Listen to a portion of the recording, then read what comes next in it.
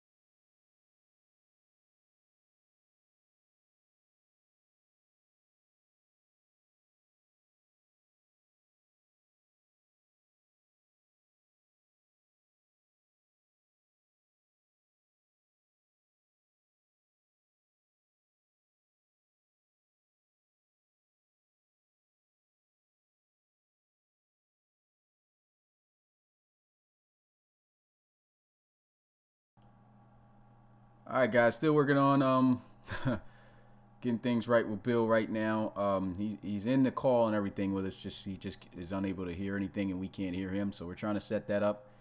But appreciate you guys for coming through, man. If you haven't already, make sure you smash that like button. We'll be starting things up here hopefully soon. And I see it again, Bill. Yeah, your icon is like glowing green immediately. He just hopped back out. I don't know if you can see the. If you can't hear us, you should be able to hear us on the stream. A little bit delayed. What's good though, everybody? Who we got here in the building? Got a couple of comments. We got Lido, got James Ramos, Justin, Connor Baker, dodgeball, baseball, no, Dodgers baseball player Tony. We got Brandon Fecky in the building, Coach Forbes, Jimmy Lyons, my guy. Got Chris Paul, Chris Polk. Jesus, I'm all over the place right now with these names. Got Roland in the building, Ryan LeCavalier. We got Trojan Boy 247, Michael King, Coach Rummo in the building, Coach back. We got I said Lido already. It was a deleted message. Oh, it's okay. We got Jermaine Taylor in the building. Good game yesterday, my guy. Good win for the Bulldogs. We'll go over that. DTR9. Got Jacob McCall in the building.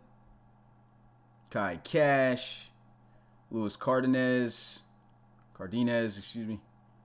Or I got to figure out how to say that exactly, because I say it so many different ways. And I just lost track. Why did this thing repopulate like that? Okay. Xander Gold. What's up, my guy? We got Mira Williams. I think that's most of the guys who've commented right now. Ray Team in the building. Awkward Boy. Oakward? It might be Oakward. And, of course, Cam Perkins. And Xavier Eves. And Eric Strouder just jumping in. I don't know what's going on with Bill's thing, man. He's, you seeing that his icon's still glowing up green. I don't know what to tell him.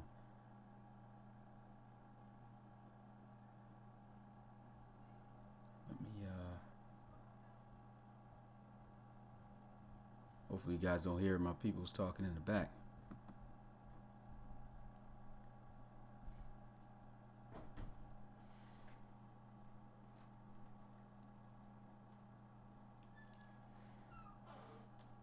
Okay.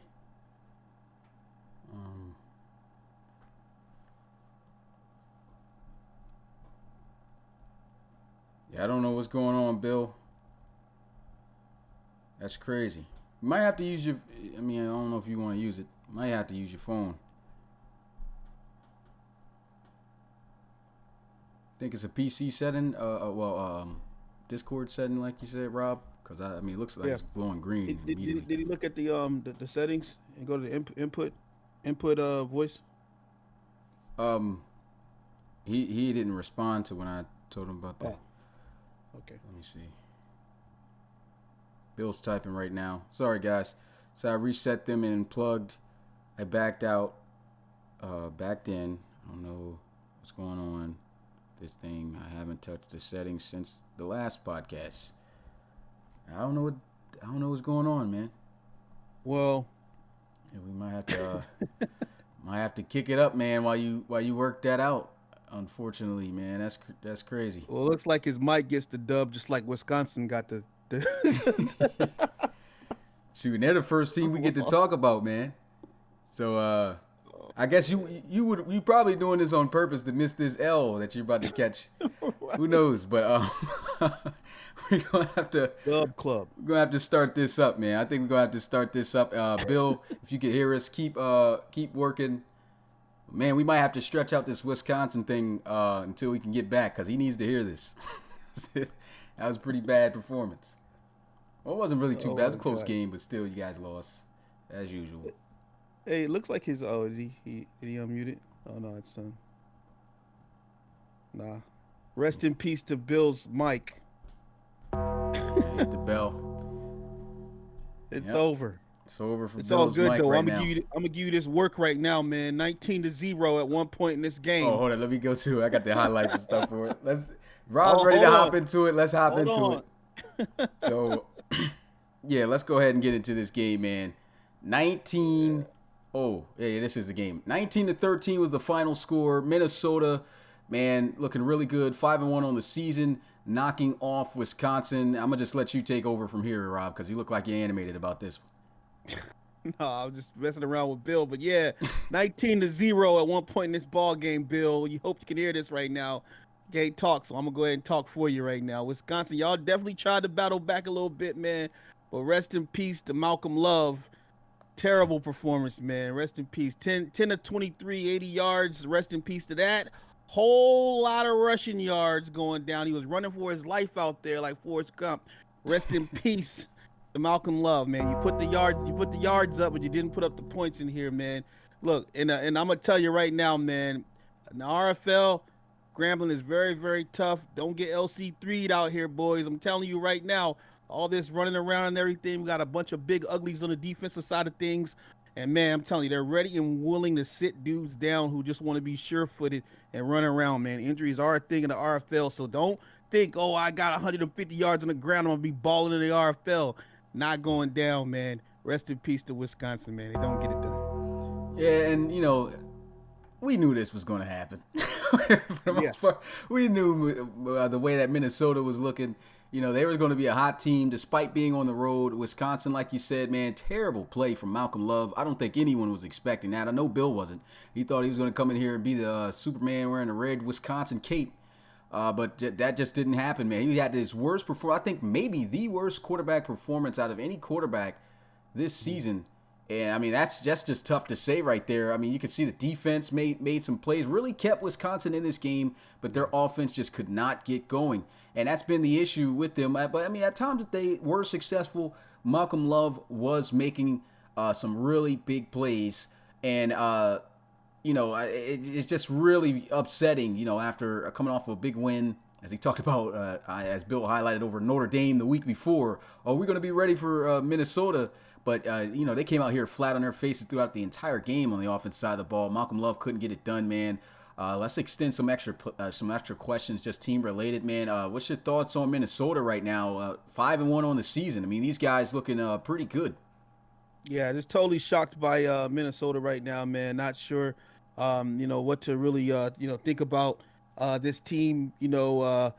But going forward, it's just a team that you have to take seriously because of the record, obviously. But you know, it's gonna be very, very interesting, man. You know, I mean, I'm not gonna I'm not gonna tip my hat all the way to Minnesota right now, man. 19-13 against Wisconsin. I don't think Wisconsin's that good, so I'm not gonna just say, oh, Minnesota's a great team, But we'll see. We'll see as it starts to develop a little bit more, and we'll see what their schedule looks like. And with the record though, they are in the situation, in the discussion for obviously a playoff bid, or definitely a bowl game, saying at the very least. So we'll see where the chips may fall, man. But it's getting very, very interesting here as the weeks go on. Yeah, unfortunately, couldn't really bring it to Bill here with the RIP since he's not in here, but we'll get to it, man. Moving on to the next game, Penn State, man, looking really good. I mean, it is Nebraska they played, though, but still they came out and showed their dominance as they were able to take down the Cornhuskers 30-3. Yeah, Cornhusker Nation, you got shucked. All them country boys know what that words mean. You northern boys may not know what shucked means, man. That means when you take a ear of corn and you pull off the green part, man. You're shucking the corn right there, man. I learned that when I moved down here to Virginia, man. They got shucked out here, man. 30-3. Rest in peace to them. Man, honorable mention to my boy James Ramos. Man, I really love this guy, man. 134.5 rating, 22 of 29, 242 yards, 3 touchdowns. VV out here getting it done. 22 carries, 132 yards. Man, Mason Kahn, I saw you too. 6 receptions, 91 yards, 1 touchdown. Only bright spot for Nebraska was that guy Mills out there. We saw that on, I think that was a Friday night game. He had around 85 yards rushing, and it was getting kind of hard for Penn State. He was just trying to battle, bring that team back, man. But, he never got to play out of Jeremy more than he wanted. But moving on, I really, really liked what I'm seeing. I really love what I'm seeing out of James Ramos. He just continues to be just such a great leader for PSU. You never can really count PSU out when this guy is in a game. He has great mechanics, great football IQ. This is a solid prospect right here, and I'm just looking to see some great things out of the natural, is what I'm calling him now, man. James the Natural Ramos, man. We can't use Soul Glow, man, so we gonna use the natural for my boy, man. Yeah, I just thought it was just. Now, I want to just take the Soul Glow, man, even though it is good.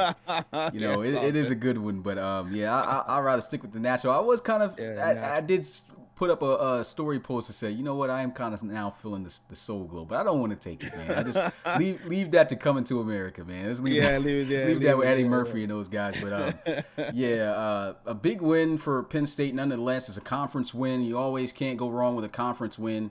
Penn State moving and looking pretty good so far this year. And like as you talked about, I mean, look at that throw right there. James Ramos, he's looking very impressive as a quarterback in this series. We're going to do more of a deep dive into statistics this year since we're at the halfway point. We're going to do that towards the end after we cover pretty much all of our bases that we want to cover. But he's looking like a very solid prospect. You already know VV balling out as well. Nebraska just really having it rough. Only one prospect with Jeremy Moore.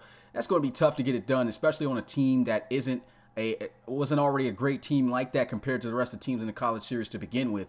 And you could just see how he struggled throwing interceptions left and right. And I mean, Penn State was just, they just looked like they were supposed to in this game. And that to me really stuck out. They had some teams that struggled against Notre Dame, Nebraska, such as, I guess I can say Michigan. Michigan took a loss to these guys, and they've kind of been on an up and down. But, just to see Penn State come out like this on the road and get the win, I thought it was very impressive. So congrats to those Penn State guys, and can't wait to see what you guys do next week.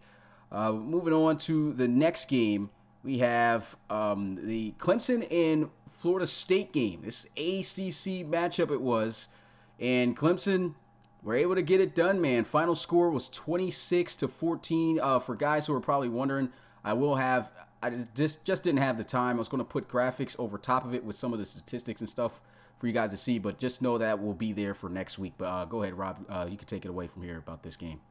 Yeah, man. 23-7 at the half. Tigers just maul the Seminoles early.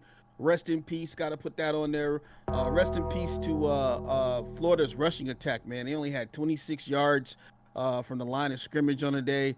I had to also rest in peace Nathan Tucker, man. That performance, 20 of 37, 3 interceptions. He just never showed up in that ball game. and it was just terrible, man. Just constantly being backed up, giving Clemson and Fecky, Brandon Fecky really didn't have to do much. I don't remember the stat line on him, but I don't think he threw more than 20 passes in that ball game because they just had such great field position, and the running game was just flourishing. So I had to rest in peace FSU's run defense as well. They give up another 200 yards total on the ground. Marlon Marshall continues to just do his thing, and Brandon Fecky, man, both of them just feasting off the defensive line here of the Seminoles, who just never showed up. And I'm gonna tell you, man, look, after that game, man, once the Tigers had pretty much exited back into the wild, man, the Seminoles, you could just hear the bodies and the corpses just laying on the ground. They were chanting, "No, no, no, no, no, no, no, no, no, no, no, no, no." Yeah, you get it. Rest in peace, man. Tomahawk Nation, you got your axes kicked. I like it, man. Really like it. They sure enough did, man. Clemson, they're climbing up the ranking. Start out the season 0-2. Guys are kind of wondering, like, oh man, Clemson might not be a top tier team this year, but haven't lost a game since and had some pretty tough challenges. I mean, Florida State, at the beginning of the season when they lost so badly in week 1, you probably thought that they weren't going to be contenders, as they ended up being. But for Clemson to still come up on the road, once again, another road team dominating, that shows the strength of Clemson, and also gives a reason on why this team was ranked number 1 to begin with when the season started. And they are climbing up the charts here and, just wreaking havoc on the teams they've been playing prior to those losses. They're looking like a really tough team to beat here. And as for FSU, man, just this game in general, there's only 4 ACC teams in this entire RFL college series. So if there's any conference games that really count the most for these teams, it's every conference game. It's because, you lose one, you might find yourself not competing for a conference championship.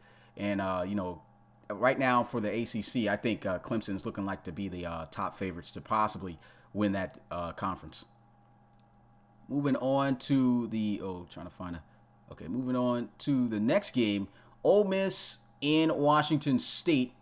This was a pretty interesting game as Ole Miss was able to just barely get it done. Washington State's been playing really good football, but they couldn't get it done here at home. Another home team taking an L.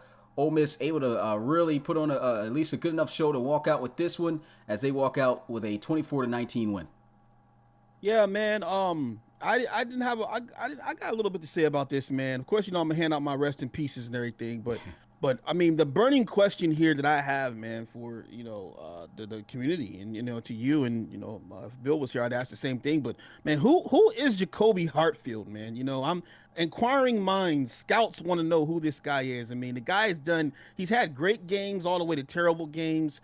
I think I've seen him a part of blowouts to upsets. I've seen him, come from behind. I've seen him, keep pushing Washington State, in the game at times. He appears to be clutch sometimes, and then sometimes, he just kind of falls off a little bit, gets these turnovers, you know what I mean?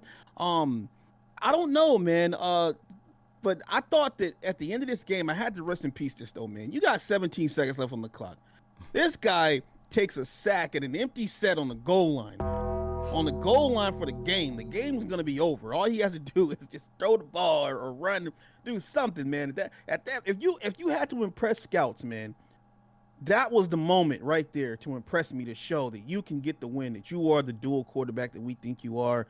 And I'm still questioning JACOBY HARTFIELD right now, man. I don't know who this guy is, man.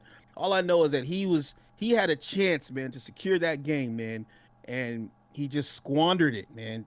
Totally squandered it at the end right there, man. So, but look, through 6 games, he has over 1,700 yards, 11 touchdowns. But this is the thing. He has 11 turnovers on his own, eight interceptions, 3 fumbles on his own. And all of those turnovers have cost Washington State the game. And so, I'm looking at, I'm seeing the early week spark that he had, and some guys were trying to goad him a little bit and say, hey, this guy's going to be great. But he just continues to struggle down the stretch here in close games. Is he next level material with 11 turnovers on his own in 6 weeks? Yeah, that's what I got. That's what I felt like. that was a great breakdown right there, and good question to be asked too as well, because in the RFL, if you're turning the ball over in college, you're definitely going to have trouble in the pros trying to move the ball for an offense if you're looking to possibly start one day. We already can tell for the most part there's few, if any, quarterbacks at all out of this draft class that will be starting in their first year. But with that being said, there's a lot of questions raised about JACOBY HARTFIELD on his ability to be able to lead a franchise in the future, possibly one day. And those turnovers are really going to be the determinant factor on if most of these coaches right now are deciding on drafting you or not. I still think there's going to be quite a few quarterbacks in this college series, maybe even more than half, that won't get drafted. And so in order for you to get in that conversation, you got to be able to pull out those big wins, those clutch plays, to show that you have the capability of leading an RFL franchise. And like you said, JACOBY HARTFIELD just unable to get it done there in that game, and scouts are definitely watching. But he does have his flashes at times. Going to be interesting to see what he does throughout the rest of the second half of this season. Yo. And we got Bill back. Let's go back to Wisconsin. Oh, man. Let's go back to Wisconsin, man. I'm really sorry, guys. I don't know what happened. I game. downloaded Discord on my computer. I've been using like the web browser, and I just was like, well, this is the last thing I got. I tried resetting my thing like 7 times. I turned it off. I unplugged it. I put it in a different USB port. I changed the settings. Nothing worked. And then I just downloaded the actual Discord for my Windows, and now it just connected no problem. So I don't know what the heck that was about. I think I know what it was about, man. I was not dodging nothing. Now, I saw the comment, Xander. I was not dodging nothing. Maybe you weren't dodging the smoke, but maybe your PC was trying to save you from getting smoked up on it. My PC was trying to save me. R.I.P. to Bill, man, and those Wisconsin Badgers, man. But if I had to, I forgot to add a cheer button. But yeah, shout out to his PC, man, for like really trying to save him. That was a great investment. But not going to spare you from the RIP, man. Your Badgers look horrible this week. Oh, I know, man. I even had a whole nice paragraph for it and everything. Like, I was not about to try to get out of that. I know I've been running my mouth all the last 2 weeks. I was ready for it. Oh, well, if you got a paragraph, we would like to hear it, man. You want me to? Man, it's probably the same stuff you guys been saying, man. I just said Wisconsin's offense was just absolutely horrible. They couldn't get out of their own way, and Minnesota's defense just kept putting them in horrible spots over and over. They did the one thing to Wisconsin what they can't succeed against right now, and that's stop the run and force Malcolm Love to win the game, and it just didn't come to fruition for him. The defense played actually pretty well considering how horrible the offense set them up throughout the whole game. I was surprised it was only what was the final? I don't even want to remember 19, the final. 13. It was like 19. Yeah. They didn't give up as many points as I thought they would after the offense just started sputtering, but they took the run game away from Wisconsin, and Minnesota just had the right game plan. I mean, good game for them. But yeah, I was not trying to run away from my I told you guys I'd be here, and I'm here, just late. Another RIP for Bill, man. I was putting the bells also while you were talking about how bad you guys were doing. But let's go ahead and move on to the next game. Now we got Bill here. Let's talk about this USC and Texas A&M game. I think this was the most exciting game this week. I mean, this was the highest scoring game this week as well. You always like to see that, at least on Sim for this college series, as USC was able to just barely get it done over Texas A&M. They fought hard. Final score was 34-31. Am I starting out again now that I'm back in here, Rob? You gonna keep going? Yeah, you could probably start out and save records. Yeah, I know go ahead, dive in. Yeah. All right, man. First thing I wanted to say about this one, man, is I think it's Joe Rubio. Rubio. Man, you cannot let the quarterback catch you like that on the pick six.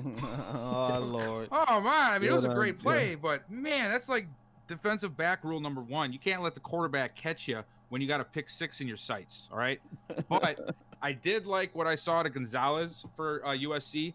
After throwing that pick, it seemed like maybe things weren't going to go their way, but he ended up coming right back and threw a couple of touchdowns after that. And, sometimes you got a young guy like that, he's going to end up folding when, you have an early game interception, and he just bounced right back and let him back. And, it still ended up in overtime, but, USC pulled it out, and it was a great game to watch. Yeah, man. Bill caught that highlight right there, man. Yeah, Rubio, man. I said that was a big interception, man. That could have been a 99-yarder. but you let it could have been a 99-yarder pick six, but you let Speedy Gonzalez catch up to you right there, man. So yeah, you had to definitely rest in peace that one right there, man. JTA though, man, he continues to throw the picks, on occasion, the turnovers, man, he had a pick thrown in his own red zone. I thought I seen it all, man. You know what I mean? He was inside his own red zone and threw a pick. I don't know how you do that in the flats. But yeah, that's getting outrageous right there. A&M, was down 24-14. They had a nice drive and a rushing touchdown, from Meadows, got them back in this ball game. And, they battled back, man. They got, to within 31-28 here. And, JTA, he's cooking, man. You know what I'm saying? He's just cooking. And, he started to get that fire right there. And these guys, end up getting back on the board. They go into OT in this ball game. And that was, I thought that was, pretty good job, But, it's the inaccuracies, man. The inaccuracies again. And, there was like a 4th down and 4, for JTA. And what happens, man? You know what I mean? What does he do here? He just throws a bad pass there. You know what I mean? And so, man, the picks and everything, it's just not good, not a good look for him. But I did have honorable mentions on the other side though for Jacari Ferrari Torres, man. He had 152 yards on the day, and my boy Chadoy Boley Jack, man, sounds like an expensive cheese or something, man. 11 receptions, 99 yards, and 3 touchdowns. I saw the little graphic that he had as well during the week as well, man. So overall, I thought that was just a really great game.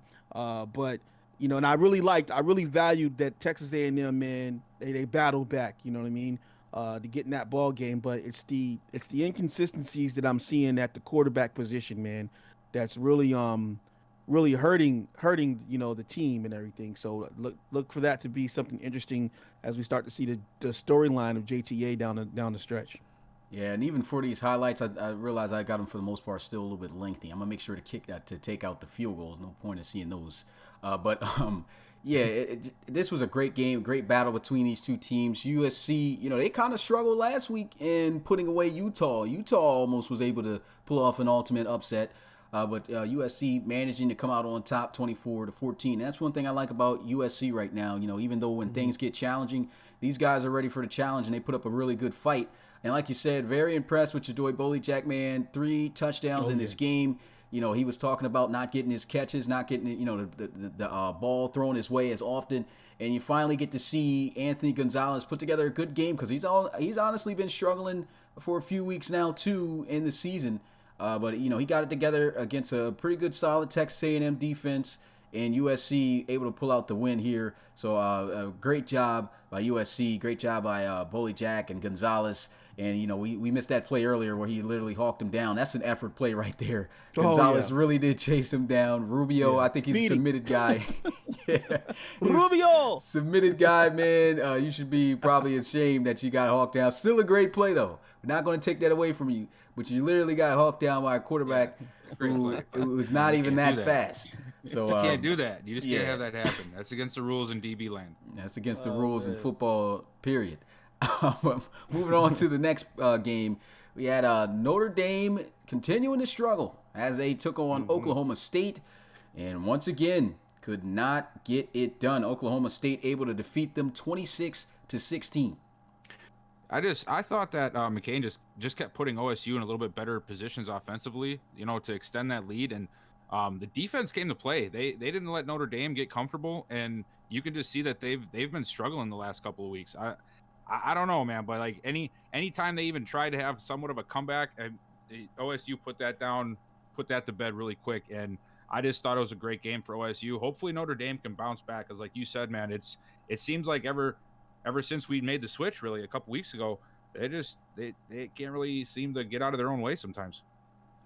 Yeah, my sentiment and heart goes to exactly what Bill just said right there, man. This just is getting kind of worrisome a little bit, man. Looking at Notre Dame, obviously, man, the big days out of McCain and Didymus, they just totally got it done, man. And Didymus just diddy bopping his way to 153 yards on the ground and 1 touchdown. Man, this guy's got this on the season though. This guy's got 646 rushing yards through 6 weeks, man. This is a solid 100-yard a game back, man. So he's definitely turning heads right now. Slow grind. They controlled the pace of the game for the most part. They actually had the ball for 33 total minutes, and Notre Dame only had it for 14 minutes. And I'm gonna tell you, man, if you don't have the ball, you can't win unless you're just throwing Hail Marys for touchdowns every single play. And I don't think they got Moss on their team, man. So that's gonna be kind of hard for them to be able to get wins when only having the ball for 14 total minutes a game. But all in all, man, I was really surprised, and I'm really happy with the play from McCain. I'm sorry. And I really like his numbers. He's at 118 QBR on the season, 1,300 yards through the year, and 9 touchdowns and just 2 interceptions, man. So, he's performing, man. But it was just a good game, and hey, man, OSU gets it done, man. They shocked Notre Dame, so I like the game. Yeah, Oklahoma State, man, looking as impressive as a real Oklahoma State right now in real life. I love the way that, like you said, McCain and I'm going to call him T. Diddy, man. T. Diddy, man. Yeah, I like that one. Running all over the place, man. I was looking for something, man. T. Diddy, That's I like good. that. T. Diddy, man, he's been getting it done. Over 100 yards every game. I mean, I said we did it. I think we all agreed that we felt that he was going to be the sleeper due to the fact that he is the highest overall running back in the college series as a submitted player. But also just to add to that, guys were questioning his size, but he's still able to perform, and I think that's really showing out. And just to harp on Notre Dame a little bit, man, these guys, like you said, looking very worrisome. I think their first game that they won, which was in the first sim week. I don't think it was a sim game. So I think this is their first games on sim, and they have not looked good. I think the only player that's really getting it done is, of course, their running back. But Finnemore. Yeah, Finnemore, he's getting it done. But yeah, it's just a really tough season right now, I have to say, for Alex Jackson throwing the football. Hopefully he get himself together, man. But I'm telling you, yeah, it's been looking rough for Notre Dame, man. This is a team that just last year in the RFL College Series won the Citrus Bowl, I believe it was, against Miami. And they probably shouldn't have won that one because of the what happened with towards the end of the game and Madden's clock management. But still, they're not looking like that same team. All right, so the next game, another upset here. Man, Ohio State, you talked about Notre Dame going down the drain. Looks like Ohio State is going down as well.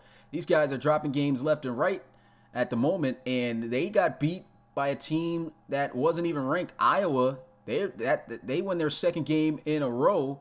They're looking kind of impressive right now. The run game's still standing sturdy, still standing strong there, and they were able to get it done over Ohio State 23-20. Yeah, I thought this was a good game for Iowa. I mean, we've been talking about how, they've sort of been in most of the games, and they just haven't really had anything go their way. And, the last 2 weeks, they finally put some stuff together. And I think the last-minute run for Peterson to get in there and put up the field goal in overtime, it came down to the wire again, but that's sort of been the forte I've seen out of them this year. And this time it just went their way. Ohio State just, I don't know, man. I guess, like I said last week, I was expecting Ohio State to maybe not be like a huge contender, but after last season, you thought they would come out a little bit, firing a little bit better, and they just haven't really found their groove, and Iowa took advantage of it. Yeah, this game reminds me, man, of the AFC Championship game, man. You know what I mean? Last year, and and I'm sitting here looking at this, man. This thing, it's 20-13. With 3 minutes left to go in the game, and all you gotta do is play defense, right? So I gotta rest in peace the 3-minute defense of Ohio State, man. Just allowing Kurt Peterson to go all the way down 11 plays, 76 yards, and then he just runs the ball into the end zone, man. And I felt as a Cougar, man, I felt the pain of Ohio State when that happened, man. That score right there. And taking that thing into overtime, and I had to also rest in peace Gavin Folk, because he had the read option on the fumble on the read option, and I'm like, whoa, that's a no-no right there, man. You know what I mean? Especially in that clutch moment. You know, that was a clutch moment where you had to be great. Your jersey was called and you fumbled the rock, and you give it back to Iowa, and they beat you in overtime when they were down the entire game, you know, and they beat you 23-20. And so, you know, just thinking as a coach right there, man, I'm like, whoa, man, like that's not good at all right there. That's a clutch moment. Read option, they call your jersey. You got to go and put that game away, man, you know. And so honorable mentions, though, man, again, to the what did I put here? Listen, the running game duo, man. Smitty, I've been telling you about this for a few weeks now, man. Peterson and Markman are probably one of the best running duos, man. I'm gonna say the best running duo, quarterback halfback duo in the backfield. That's a double-headed dragon right there, man. Yeah. Those two guys, man. Markman had 113 yards, and Peterson had 112 yards on the ground.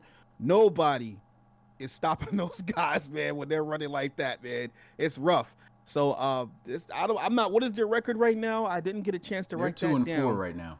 2-4, yeah. So it's kind of crazy here. I'm wondering if these because is this 2 weeks in a row they've got to win? Yep. So I'm just saying, man, if the Sliders are what we think they are, I'm wondering how good this team is gonna do the rest of the season, powered by these two guys right now. Folk and Feldman on the other side, they had pretty good days. They were approaching 100 yards. And also, I did an honorable mention to my man, Declan Ward. He had 7 receptions, 97 yards. So, yeah, but, man, Iowa, man, kind of looking a little scary, man, is all I'm going to say about that one. You know what I mean? They got that never say die attitude. Smitty, who was the quarterback for them last year, man? It kind of reminds me of that guy. But wasn't it like you said for Iowa? Yeah, for Iowa. Wasn't there I think there was a real-life quarterback, Kelly Mond. Kelly Mond was okay. I thought there was another guy that was there. No, they didn't. I don't think they had a submitted quarterback for us last year. Okay.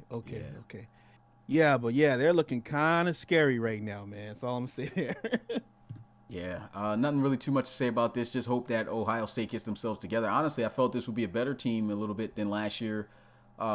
Because they pretty much had the same guys and even more better weapons. You know, of course they lost Drew Brewer. That was the biggest loss for them. But other than that, I mean, they still pretty much had the same guys. You got what I would say a better quarterback. And, you got great receivers. These great receivers out here. And, you're dropping games like this. So I think this Ohio State just needs to learn how to, really put the gas on teams that they're beating, because they really look like they took their foots off of that on Iowa, and Iowa just got it done. Another loss there for them. Moving on to the next game, man. Oregon taking on West Virginia. Oregon was in a slump before heading into this game, but so was West Virginia, and the Ducks were able to get it done on the road, 24-16. Yeah, man, this was the OJ I've been waiting to see for the last few weeks, man. He had a good day, I thought. And like you said, Oregon and West Virginia both came in just struggling, and Oregon just took the bull by the horns. Really, they had that fumble early on, and I think that really threw West Virginia off a little bit. You know how it is, man. You get in a couple of game losing streak, and then you got something bad happen like the first quarter, the first half, and it's like, oh man, here we go again. And I feel like that just happened to West Virginia, because after that, it was just Oregon all day. It was it just seemed like West Virginia was deflated after that. And but even with that happening, I felt that West Virginia really needs to get something sorted out on offense, because they had plenty of opportunities to score, and they just had to settle for field goals over and over again. And you have to be able to convert some of them. And if you're not going to do that, and you're going to trade touchdowns with field goals, you're going to end up on the wrong side of this. And Oregon they got out of their own slump, and West Virginia just sunk a little bit farther into theirs. Yeah, y'all know orange juice is full of vitamin D, man. My boy OJ putting the D in overdose this week, though, man. 24-7 early, that game was decided. I had a feeling that he probably pumped up his teammates before that game, man. OJ for everybody. That thing was just crazy out there, man. Man, unfortunately, man, I don't like to dog these guys because they were doing so well, and they have some great community members and everything, man. So I gotta say it, man. Leo Moon, man, he's just continuing to struggle here. A 57 QBR rating, 24-47. Sheesh. 2 interceptions, man. The day just belonged to OJ. He gets it done, 127.4, 18 of 22, two touchdowns. Man, just a lackluster running day, for both teams for the most part. But honorable mentions to that boy Nick Rester out there. He just continues the ball. And I'm really liking what I'm seeing out of Jedediah Richardson and that safety Willix, man. I'm really liking him as well. And they got a cornerback too, Deshaun Evans, man, who I've been looking at. So yeah, man, big shouts out to those guys. And also I do want to highlight one of the defensive players on Oregon. There's a linebacker, I think it's Glissack. Is that his name? I just like that he's got Sack in his name. So yeah, he's gonna be something special. So yeah. Yeah, he's solid out there, man. Good game right here. Oregon gets it done. Rest in peace to West Virginia. And before we move on, man, I just want to throw this out there because I know, like, every time we talk about a game, somebody's got to be the loser, and some teams, it just seems becoming a habit of theirs. Man, for the guys in the community, man, don't hang your heads too much because, yeah, maybe the team itself isn't doing the best, but at the end of the day, like, when us coaches are sitting down putting our draft boards together, we're not just looking at what your team did, like, if your team's not doing well, that's all right, man. Just go out there and do what you can stat-wise. You'll still get looked at. I mean, obviously, we want your teams to do better, but I just don't want you guys to feel some type of way just because, every week we have to say something negative about them. Just try to do your best you can individually. At least you can do if your team's not coming through. Yeah. I guess another question to pose about this game, you brought up concerns a little bit recently about Leo Moon. What are you guys' thoughts right now on his performance? He's been on a rough stretch for the past, I'd have to say, 3 weeks. Whew. Yeah, man, I don't know. 360 turnaround, man. Before it was like this guy could do no wrong, and now it's just like, whoa, what's going on? What he didn't. I guess he didn't survive, the sliders. I guess we could say, and it's just, it's looking pretty raw right now, man. And that happens. We knew that was going to happen, though, right? Like we knew that, like, some players are going to get better. Some players are going to stay the same, and some players who are great were going to be worse. And so we knew that would happen. And I know it's easy to just say, oh, he'll bounce back next week and everything, but it's week 6, man. You know what I mean? Every one loss, losses count. And what's the record now, Smitty? I think they're 3-3, or they might be 2-4 as well. Yeah. Let me see. Yeah, they're 2-4. Yeah, they're 2-4. So we were talking about once, like, this one, they've been one of the best teams in the nation, and now they're 2-4, and now a bowl game is up for question now. So I don't know, man. I don't know what's going on with the guy, man. But I'm gonna go with the chat, man, and say, okay, yeah, I hope that he's gonna bounce back next week, man. I really hope he does.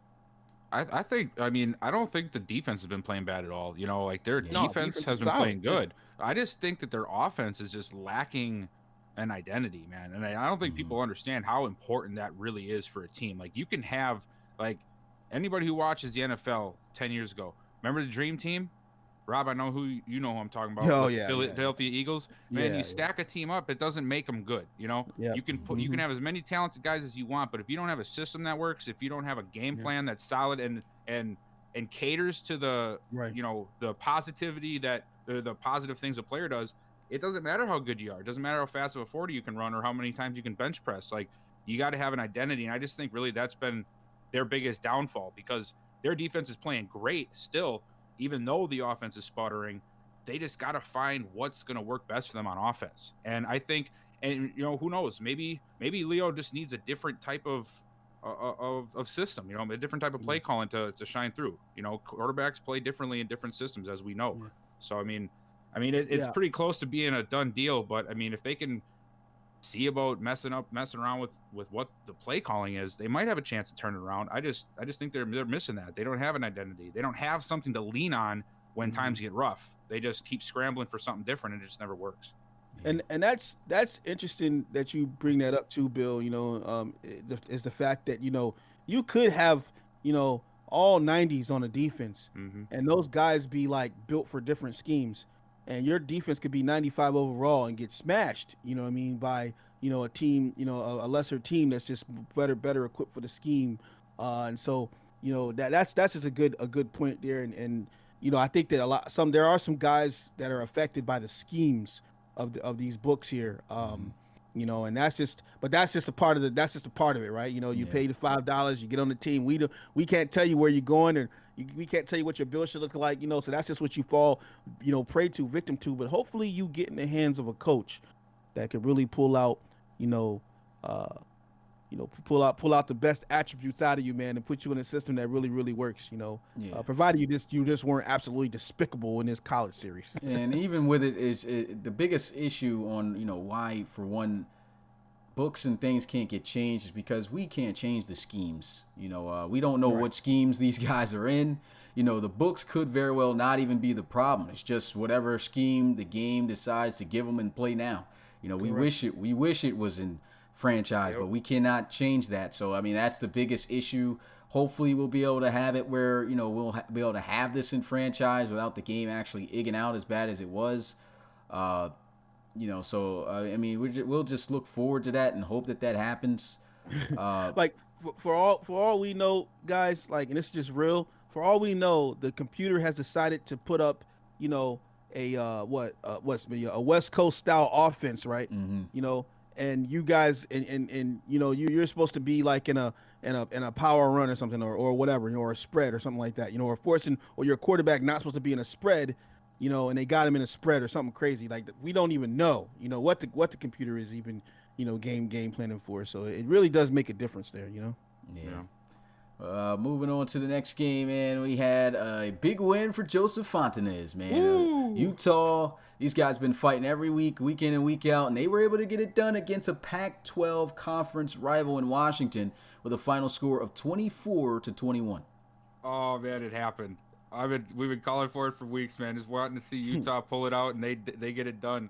Fontanez got to be happy, man. He better be in this chat. There he is. Yeah, he's in there. Yeah, he's happy. I'm gonna miss this. Yeah. Like I said, we've been talking about Utah for weeks, and they've been so close. Last week, we thought they were gonna get the upset over, it was USC, right? Mm-hmm. And they almost did. And this week, they put it together. They took care of. They got out of Washington, and we know Washington's been sort of reeling this year as well. So you got to take them how you can get it. Maybe this gives them some confidence to get the monkey off their back a little bit, and hopefully get us some more wins before this end of the season. Because we said it's week 6, but isn't there only 12 weeks in college? Yeah, it's 12 weeks of games. We're midway through the season. I didn't even realize that. I'm sitting here thinking about 17 weeks like normal RFL football, but we're halfway through the season. I don't know if these guys are going to be able to make it to a bowl, but I just thought it was a great game for them to be able to pull out the win. And I know Fontanez, who's been Utah's biggest supporter and always around, man. Good for him to get a win. Yeah, man. I'm with you, Bill, and you too, Smitty. I really like players, man, who are not only just good players on the field, but also great community members. And you could be a great community member and be terrible in the game, and I'm still gonna like you more than I like a guy that's 95 and doesn't show up to any of the games. You know what I mean? So with that said, man, this is a great game to call. Both of these teams, it was over 1,000 yards worth of total offense for this game. Really back and forth. This was just a great game for Utah. Fontanez, he played so hard. Jay Williams, the halfback, played so hard. Tariq Lewis, man, he had a huge snatchy. And also Nurse actually had the snatchy that took the game all the way away for Utah, man. As you saw Fontanez come out in the field, man, and get that kneel. That just felt really, really good. We coined a new terminology. I didn't coin it. Joey Mears coined it, and I'm going to use it from now on, man. It's called the Joe to Joe connection, man, because Joe Fontanez to Joey Mears, man, that was awesome. 7 receptions for Mears, 90 yards, but those are all straight first downs, man. It was just crazy, third and longs and stuff like that, man. And Fontanez was able to find Joey Mears an awful lot in that ball game. Also, he found another guy named Kuth as well, 7 receptions, 70 yards. And Utah's defense, it just stepped up really, really big in that ball game. They played a really good game against Washington, a really tough opponent. LeCavalier did get off. He had 8 receptions for 96 yards, and Belrich had 90 yards on the ground. But it was Utah's defense, man, that just kept on thriving, kept on pushing 3 and outs.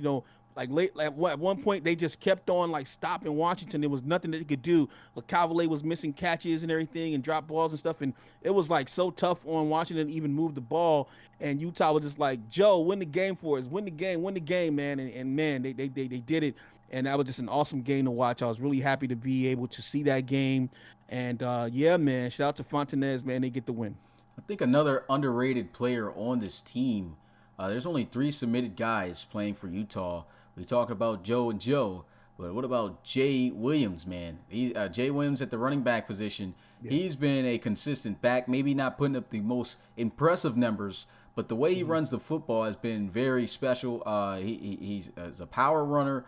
Doesn't have that speed like that, but he's got enough speed, and he's been able to make a lot of good plays for Utah and keep their offense going. What's your thoughts on Utah? Do you think, I mean, they've already lost 4 games. They're 2-4. Definitely no championship in the question here pretty much at this point. But do you think that right now, at the way that they're moving, the way that they're competing, that they could compete in a bowl game? I think so. I don't think it's out of the question. I don't see them being like, if they get to a bowl game, like the clear-cut favorite to win the game, but they have talent. Like you said, Williams is a great running back. I think that, this win is really, was this a fluke win, or is this them getting their mojo? And we're going to find that out in the next couple of weeks, because some teams, man, they'll get hot halfway through the season, and then there's no stopping them. Yeah. Maybe that's what Utah is going to do.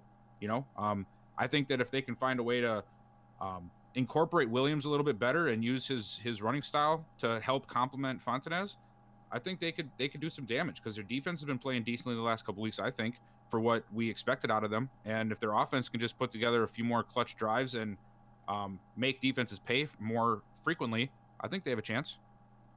All I'm gonna say is this, man. If you had to put a 3-on-3 basketball game and you had Fontanez, Mears, and Williams versus Romanelli, LeCavalier, and Belrich, based off of what these players have done this season, you would have favored Washington, which is why they're the number 23 ranked school, right? And Utah isn't even in the top 25. But with this win here, this is a very significant win for Utah. And I'm going to say, yeah, I think these guys can ball. I think these guys, I'm not going to say these guys are in the top 15 of teams or anything like that, but I think that these guys are good enough to get themselves into the bowl situation, get into the bottom brackets there, and man, so yeah, I think it's going to be a great thing if Mears, Fontanez, and obviously Williams can continue the streak that they're on, man. That was a pretty good game. Yeah, and they're going to need 4 more wins to be bowl eligible, so it's going to be interesting to see if they can get that. They lose more than 2, then they can kiss that goodbye, but they're playing some really good football. Moving on to the next game, LSU in Florida. This was a good game. Another game called by Rob, and man, everyone, this is an RIP moment for Bill too, because I remember him throwing some shade a little bit, saying that, oh, I've got LSU all day, and I know Rob. You out there or what? Huh? Did I make you guys mad out there, the LSU guys? I see I Xander think already did, man. in the chat. Xander Gold already got 3 straight chats, so he's definitely on your case about this one, man. LSU, man, they looked good in that game. They really did look good in that game, and they were able to pull it out 24-16. What's your guys' thoughts on this? Hey, look, I said last week, I never ever said that I think LSU sucks, man. I said I expected this kind of stuff out of you guys, and you weren't delivering. You delivered this week. You proved me wrong. Xander, I saw that nasty run you had. That looked pretty right there. I just saw it. Well, it might be a little delayed on your guys' screen, but man, I must have made you guys mad. You guys should come out like that every week, because you guys bounced back and you did your thing. So good job, guys. This is a battle. Yeah, I feel for you, Bill, man. They definitely had to rest in peace you. Xander was actually rest in peace you from the 3rd or 4th quarter, man. You know what I'm saying? Then he came in the Discord right after the game and rest in peace you in the Discord. Then he showed up here in the chat ready to rest in peace you too. I think he even went in the prospects ready to rest in peace you. Today is in the Discord as well, man. So it's been like 4 days with or however many days it's been since that game. It's been that many days with the RIPs from Xander Gold. But back to my point, man. LSU just didn't look back, man. They held Archibald O'Neill to only 37 yards. That was a great-looking day right there by the defense. Both QBs looked great, man, but the day belonged to John Bell's 140 QBR rating, 20 of 27, 259. as far as the yards going, 3 touchdowns, man. Yo, I got to rest in peace the entire Florida Gator defense on this one. Y'all know y'all been on y'all Ric Flair the last couple of weeks, man. I've been turning y'all up, but I can't do it today, man. that boy's there to go. We getting back to the gold rush on him, man. I think we call him the Gold Rush is his nickname. But rest in peace on that screenplay, man. He broke every tackle possible, man. I think he even broke the tackle of a coach who tried to slow him down. But look, I'm getting more into my coach mode with these things, man. And I wrote this out for you, Xander, and this is just to everybody in the league. And it's just not for a particular position; it's for all positions, right? But I'm going to break this down. Xander Gold is a short yardage back who will be excellent in the power run, on goal lines, and short down situations. If he decides to even progress himself, and maybe even work on something like blocking or whatever, he probably could even transfer over to be a fullback and do a lot of damage in the RFL. That's just my 2 cents there. I said that because we know the struggles that LSU has had in the run game. And I just got to say, hats off for Xander Gold, because as a community member, he still comes to his games. Every single game, he comes to the games. He comes to other games. He shows up, and his player is not performing like it should. But his player has had some really good highlights. And that's something that I think that scouts and I think coaches are definitely going to look at for you right there, Xander. And that's also an extension to all the rest of the prospects who may not be doing good. Just because you're not doing too good in this series doesn't mean that a coach can't find a system for you to flourish in, man. Hats off to LSU. They get it done. Yeah, man. Xander Gold, once again, shout out to you, man. Always supporting your team, supporting games too, man. Showing up to games you're not even playing in. And that's big time. And you know, like Rob was saying, man, we already understand the struggle. Maybe the build. It was the build. I think the build, you know, with the speed being down at 85, that's going to be tough to land on a team in the RFL. You know, I guess I could say most guys probably project you going later in the rounds. But, you know, you never know. Maybe you pull out something crazy, but sometimes you had those flashes, you know, making guys miss as a power back, running through everybody, which was expected because you're a power back. But, you know, I probably wouldn't have said what Rob said about the fullback, though. I don't know about putting him all the way there. See, this is, I understand what Rob was saying there, and I can see why you don't. Because me and Rob watched somewhat of a different era of football, okay? Back when fullbacks were actually a thing and they were used. Mike Allstott, you know, like dudes like that. Like there's nothing Moose wrong Johnson with being a out there in fullback. Dallas. Moose. Yeah. But go out? Real quick before we move on. Xander, you're in this chat. Do you want me to start cheering for your team? Because I feel like you guys do better when I talk crap. Yeah. Also, hey, Smitty, man. Also, I know I don't think his build currently is good enough for a fullback because he doesn't have the blocking and stuff. I don't think. I know he has the hands, but he doesn't have that. But I don't know if he would. I know we have the progression and everything in the rule of 87, and so I'm not sure how invested he is in the league. But I'm just saying, if he did want to go to fullback and then progress, those attributes. Well, this is what I will say. I don't think he should be moved to fullback, and the only reason I'm going to say that is because there's a special back in the RFL right now that I can compare him to, and that's Carlos Berry, who's an absolute beast in the RFL, who is actually slower than he is, but you wouldn't be able to tell because of how great he is. If he could progress, if he could develop, and it's going to definitely take time because it's going to be tough coming in with a high overall. With the situation of the build in college, but for him to, if he progresses and he takes his time and builds up his player, he could be the next Carlos Berry for someone. And speed doesn't get boosted up from increases because we already know we can't touch that. But you never know from his development if someone devs him right. He could get a speed boost simply from attribute upgrades. So that could make a complete difference in how he plays. Pretty much for the most part, since he's not that fast, his speed will just about carry over exactly how it is. So I don't see him getting worse than what he is right now, speed-wise. I think he's got a great ability to be something possibly in the future if he lasts, of course, on a roster. Yep. Yeah, I'm just gonna put this out there, man. And I know, I like running backs and I like big running backs. I have no problem building an offense around a back like that. All right. I'm just saying, and I know there's other coaches out there that think the same way. Yeah, hey Zed, you want to come play for Shot Town and run in front of Locker and Knight and them boys, man? You let me know, man. We'll get it done. I got a lot of running backs right now, so I can't put that kind of thing out there. But hey, if they all get hurt again like last year, I'll come calling some running backs again. All right, moving on to the next game here. Texas taking on Oklahoma. The Red River rivalry, man, it was a great game. Once again, another not so high scoring game. As Texas was surprisingly able to get the win, 24-19. Daryl Johnson, he still had an excellent game. He started out rough with an interception, but other than that, I mean, the guy balled out, had over 400 yards passing, and they still lose this game. Got to give the hats off to Texas for the win. What's you guys' thoughts on this? Yeah, this one is like you pretty much summed up what I was gonna say, man. Like in Texas, I really think that early pick, man, just really did it because they won by 5. You know, it was that one play, and like you said, Johnson still had a great game afterwards. Like that one play, I feel like was the difference maker. Other than that, I thought it was a pretty even game between both squads. So Texas just got that one extra play, and sometimes that's all you need in a game to go from a loss to a win. Man, Casares defeats the Rock. Texas defense, they just shut down the run game altogether. OU shockingly, just a shocking loss right here, despite stud performances from Drew Blaze. He had 8 receptions, 135 yards, 1 touchdown, and Banks, that guy Banks, 8 receptions, 120 yards. But man, Texas, man, whoa, and the honorable mentions go to Gossett and Baker. 12 receptions combined, but by those two. I gotta shout out my main man, the lumberjack. I'm gonna call him Kenny Forrester, Yes, Jr. sir. 14 tackles, 2 tackles for a loss. Oh, That guy's just going to work, man. On the season, I saw on the season, I looked at his stats: 68 tackles, 9 tackles for a loss, 1 sack, and 1 deflection. No wonder he wants pictures taken of him every week, man. So.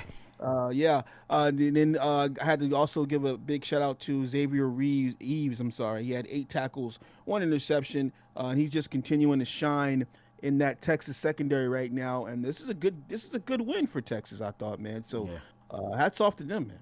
Yeah, a great win for Texas. And as you talked about with Xavier Eves, he's definitely shown out to be a really solid cornerback for next year's draft. He was playing against an Oklahoma team who has no problem putting up points. They got great receivers on the outside with Banks, Blaze, and Baskeen. Triple Bs out there running routes. But still, I mean, even though you see this touchdown, he was able to beat him that one time over there on that play. I mean, Eves, for the most part, was shutting down these receivers. Granted, the guy still had over 100 yards. But most of the time when he was on them, they weren't making any plays. And so I think that he's a highlight player to look out for. Of course, Kenny Forrester's definitely, I'd have to say, the player of the game for Texas, simply because he was just everywhere making tackles. And a big reason why he doesn't get any pictures, of course, is because he's just there to make all the tackles. But as you said with his season stats, man, he's only got, 1 sack on the season?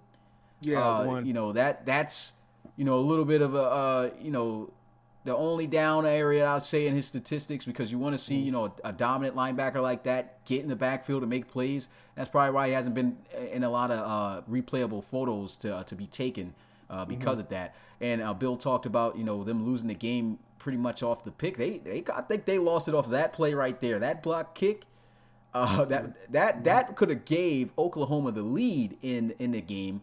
Not only that, I think they would have been able to put more on, and Texas, you take off 7 points, they don't win this game. So I mean, that the special teams, unfortunately, I think cost it there. It was a great game from both teams, but man, Texas with an impressive win. I know Coach Baker's excited about that. And another shout out to King Gossett too. I see him in the chat with the rock hand out. Hey man, he had a great game too. It wasn't nothing special, but he made every catch I have to say he made in that game was very important. He was able to make big conversions for Texas and keep them going on offense enough to get them the 24 points to win the game. So I have to say, just an excellent job from him, and a great way to show out on the road here for Texas. That was a weird play right there. Let's just hurry up and move on to the next one. That was terrible. But then moving on to the next game, man, this was the game afterwards that Rob called. Michigan State taking on Michigan, the battle for the state. And really not too much to talk about with this one. I'm gonna let you shorten the bells. Did I shorten the bells? I forgot all about it, my guy. but I'm gonna try to tap it as much as I can. But man, what a kick! What a kick to end the Gill. We're gonna let Bill talk. I'm gonna go ahead and just tighten up my belt right quick, man. I really don't have a whole lot to say about this one, man. This was not the most exciting game I've ever seen. Definitely. It was I'm a defensive guy, and I still wasn't a huge fan of this game. But hey, these kind of games happen. Somebody had to win. You know, it wasn't really. It was somebody had to win the game, and Michigan got it done. Time out. Hold on for a second, Smitty. I'm sorry, Bill. No, go ahead. Smitty, wait a second, man. What happened? Wait, what are you doing, man? Man, you missed UCLA and Mississippi State. Wow. You know what, man? I had it in the notes. Was about to be loose because I was okay. Oh yeah. Hold up. I got a whole sermon for UCLA, man. Oh, sir. Let me make sure because I definitely got that. Sorry, Michigan. Sorry for the false warning right there, man. Y'all good with me. Yeah, no, I was gonna say something about that before because I wasn't sure when which games I all missed when I finally got my mic working. But I mean, it's just sitting here looking at me, and I'm like, "Did we do this game yet?" And then, I don't think we didn't do that because it would have definitely been some else. I don't even think we had a highlight video on this game. There it is. Yeah, that's what it is. Oh yeah. Yeah. So I'll go ahead and rest in peace, and Bill. I'll go ahead and do this one. Let's just finish the game, I guess, with All right. So this is at the top. Basically, the last thing I had, man, was for Michigan. You know, they've been saying, I know they've been asking about passing the ball more and, trying to get the offense going through the air a little bit more. Man, Corey Polley, if you're going to be throwing the ball like that, you better find a way to complete some of them things because that is not the way to do it. Okay? I'm just going to say that. I mean, I'm glad you guys got the win, but you guys got to tighten it up on offense there if you want to keep having those wins. And that's just the way the cookie crumbles. Hey, I just had one word, Smitty, for UCLA and Michigan, man.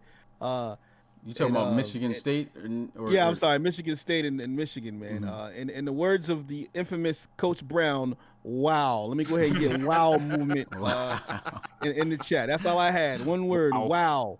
That boy Michael Floater, man. Hey, I think boy just got himself drafted with that kick. Yeah. Just go ahead. Whoever's gonna get him. I got Jerome Davis, man, so I'm good. But go ahead and get him, man. Go ahead and get Michael Floater. I don't think he should be a late round pick. I don't think you should wait until the 4th round. I think if you got enough guys on your team, take him in the 3rd, man. I think he's just that good, man. Go ahead and take him. Yeah, he's a guy for a team that's already stacked, like you said. Yeah, that doesn't have a kicker. It doesn't have a kicker. I was watching it, man. I'm like, there is no way that they're gonna make this thing. They're gonna lose, and he made it. and you guys may have seen me sounding really squeamish a little bit on that kick there, and the reason why is this: as much Madden as we watch, how many times have you guys seen a kicker with our sliders kick and the ball is midway through the screen about to go down? That boy boomed this ball with his boot. It wasn't even on the screen. It was out of the frame. Is how high that kick was and how powerful it was, moving from right to left on the screen. And that thing just went right through, and no problem there. I think he could have made it from 60, 61, 62. I'm a believer. Michael Floater, 3rd round kicker. Pick him up or it's over. I'm telling you. When I was watching that kick fly, it almost it suspended in air so long. It almost looked like when they did the really bad CGI when in the movie Be Like Mike, where you had to make it look like the kid could jump that far to make it hit the slam dunk. It just kept going, man. I was like, this is not real. And then it went right through. I'm like, oh my God, this is crazy. They pull it off. I don't know how. That was a crazy kick, man. I'm trying to wait for this slide, these highlights to skip to that part before we move on to the next one, because that was a long kick, a 59-yard kick. Yeah. I think that's the longest kick in the college series to date. So, I mean, that was very impressive, but it looks like the highlight's way too far down. Like I said, I'm going to have to cut these downs and take out the field goals that don't matter just so they can be faster, because we're not going to be able to cover all the highlights. Yeah, let's go ahead and move on to the RIP game. Let's call it that, man. UCLA and Mississippi State. UCLA literally blew a 21-point lead. That's probably the biggest deficit that a team who had the lead lost by, giving up 24 unanswered points, making a final score 24-21 in favor of Mississippi State. Oh man, when this game first started, I was like, Jace Worth is the real deal. UCLA they're gonna blow these guys out. And then Trip Baker is like, not so fast. They just came roaring right back, man. I don't know what happened. And The block punt is what happens. Yeah, but it looked like even in overtime that UCLA might be able to. And then, oh, poor Jace, man, you got blown up. I don't know who that linebacker was, man, but he did not treat you very nicely at all. And it just didn't work out, man. But great job for Mississippi State. Like you said, coming down 21-0 and finishing the game 24-21. I mean, you can't ask for a worse start and a better finish. So hats off to them. Yeah, I'm gonna ask Smitty in the chat and Bill, what y'all want first? Y'all want the rest in pieces of the Amber Alert? Let's get what y'all want. Let's get the I guess save the RIPs for last. Yeah, let's see this Amber Alert, huh? All right, I got an Amber Alert before we get into this, man. Isaiah King is MIA, nowhere to be found. If you see my man, please tell him to get in contact with Mix. He stands 5'10", 187 pounds. Last seen fussing at Jace Worth as he sought his 18th reception and never got it. And this year, in the last 2 to 3 weeks of this thing, this ad is sponsored by Target, the only place Isaiah King can secure footballs, because in the last 3 weeks, he has not had any targets. Rest in peace. Okay, now I'm going to go ahead and get into this now. 21, Smitty didn't shorten the bells, man. 21 bell salute, though, man. 21 bell salute. They blew the 21-point lead. Man, oh, man. The Bruins I can speed it up. Oh, you can speed it up? Okay, yeah, go ahead and give him 21. We got to give him 21 to chat. This is going to be the most bells ever. Oh, I can't do it that rapidly. I can't. I thought you were saying how fast you were talking. Yeah, let's just see. Okay. Yeah, well, 21. Y'all can go ahead and imagine it in your heads. Imagine 21 bells, like 21 gun salute. 5, 6, go ahead and give it to him. 7, we go.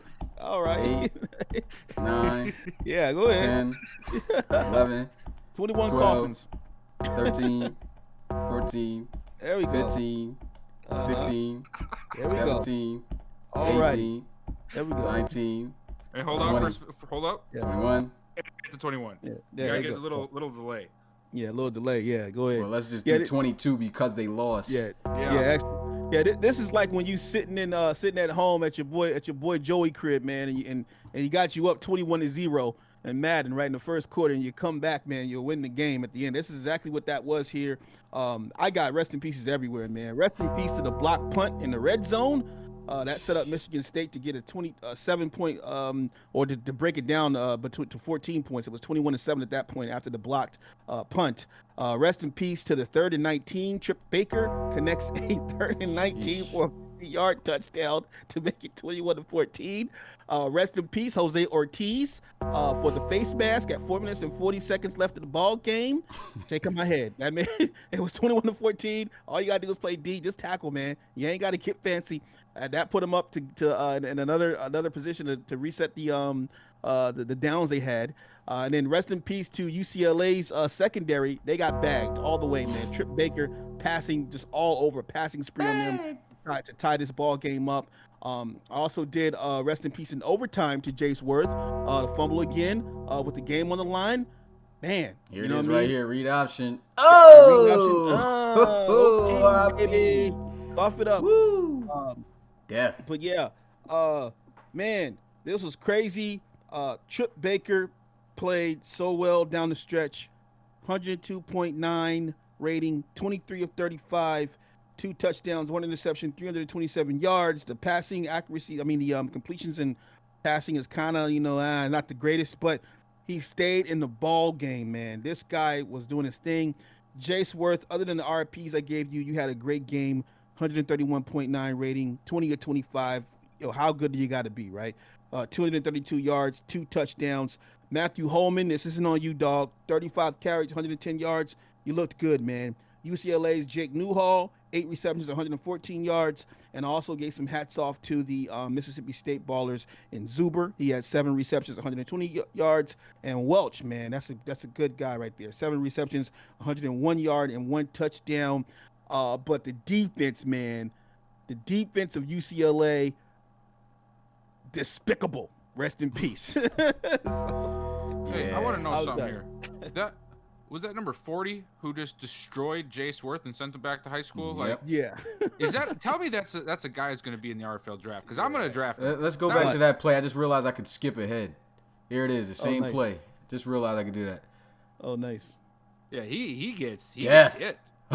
He's Ball. done. Oh my God! And he recovered it. If he had Night, scooped night. and scored That's that, I would nuts. have made him go to the league. You ready to go night night? He's ready. There you go. Night. That was bad. Let's Take another a look at dirt this. nap. Another Take a look at dirt this nap. right here, man. Oh my God! He needs some milk. I wish I had that. Oh boy. That was that. Yeah, he Tell needs some me milk. that guy. Tell me that guy is gonna get drafted by us. Who Nope. is it? He's Oh, not a come sub. on. He's not a. He's a real life player, man. Ah, And he's a real life player for a reason. You see it right there. Absolutely crushed Jace Worth for the dub. I say that was the game-winning play right there. Crazy. That was nuts. Yeah. So he put let's- that man on life support. Oh my God. And moving on to the final game of the week, SEC action, big matchup, Auburn versus Georgia. Another defensive game without a lot of scoring like that, but it was, I still have to say, pretty interesting as Georgia remains undefeated. Final score 17-10, but Auburn kind of gave them a little bit of a run there for their money. What do you guys got to say about this game? This one, I mean, I expected Georgia. I expected Georgia to win. And you know, this it was a low-scoring game, which is also what I expected. I think both teams are very talented, and Georgia did what Georgia needs to do when you're the number one team, and that is prevail in a tough game when it's close and pull it out in the end. And that's exactly what they did, and that's why they're the top team right now. Yeah, man. I got just quick notes for Georgia 6-0. Hey, look, man, Auburn, I love you, man. You let Georgia hang around too long. Now, I'm gonna tell you, look, I just broke this down. I didn't really put a lot of stats here. First of all, the problem with playing Georgia is that, you know, they're kind of similar to the Toronto Thunderbirds. I'm gonna let that marinate for a second. I said the problem with playing Georgia is that they're very similar to the Toronto Thunderbirds. They can beat you in many different ways. All right.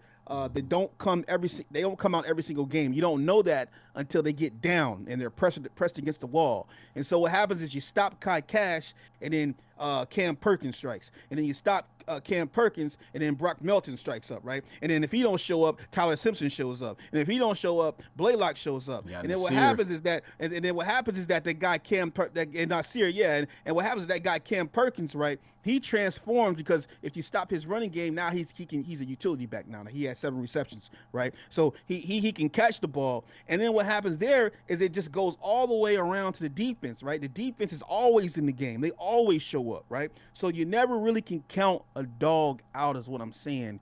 6-0 Georgia. That's all I had to say on that, man. Rest in peace. Yeah, Georgia. 2 straight losses Georgia. for Auburn. They're 4-2 on the Georgia. season, but those 2 losses, you know, they took it at the hands of some pretty solid teams. They lost to Florida, who still, even though they lost this week to LSU, really good team, and then they lose this week to the number 1 team, which you know, kind of was expected. I don't think anyone really thought, other than Auburn players like Christian Williams, that the Tigers were going to win this one, but they came pretty close. And they put on a little bit of a show. But those Bulldogs, like you said, man, they got too many weapons. It's hard to beat these guys. And they were able to get it done at home. 6-0 on the season.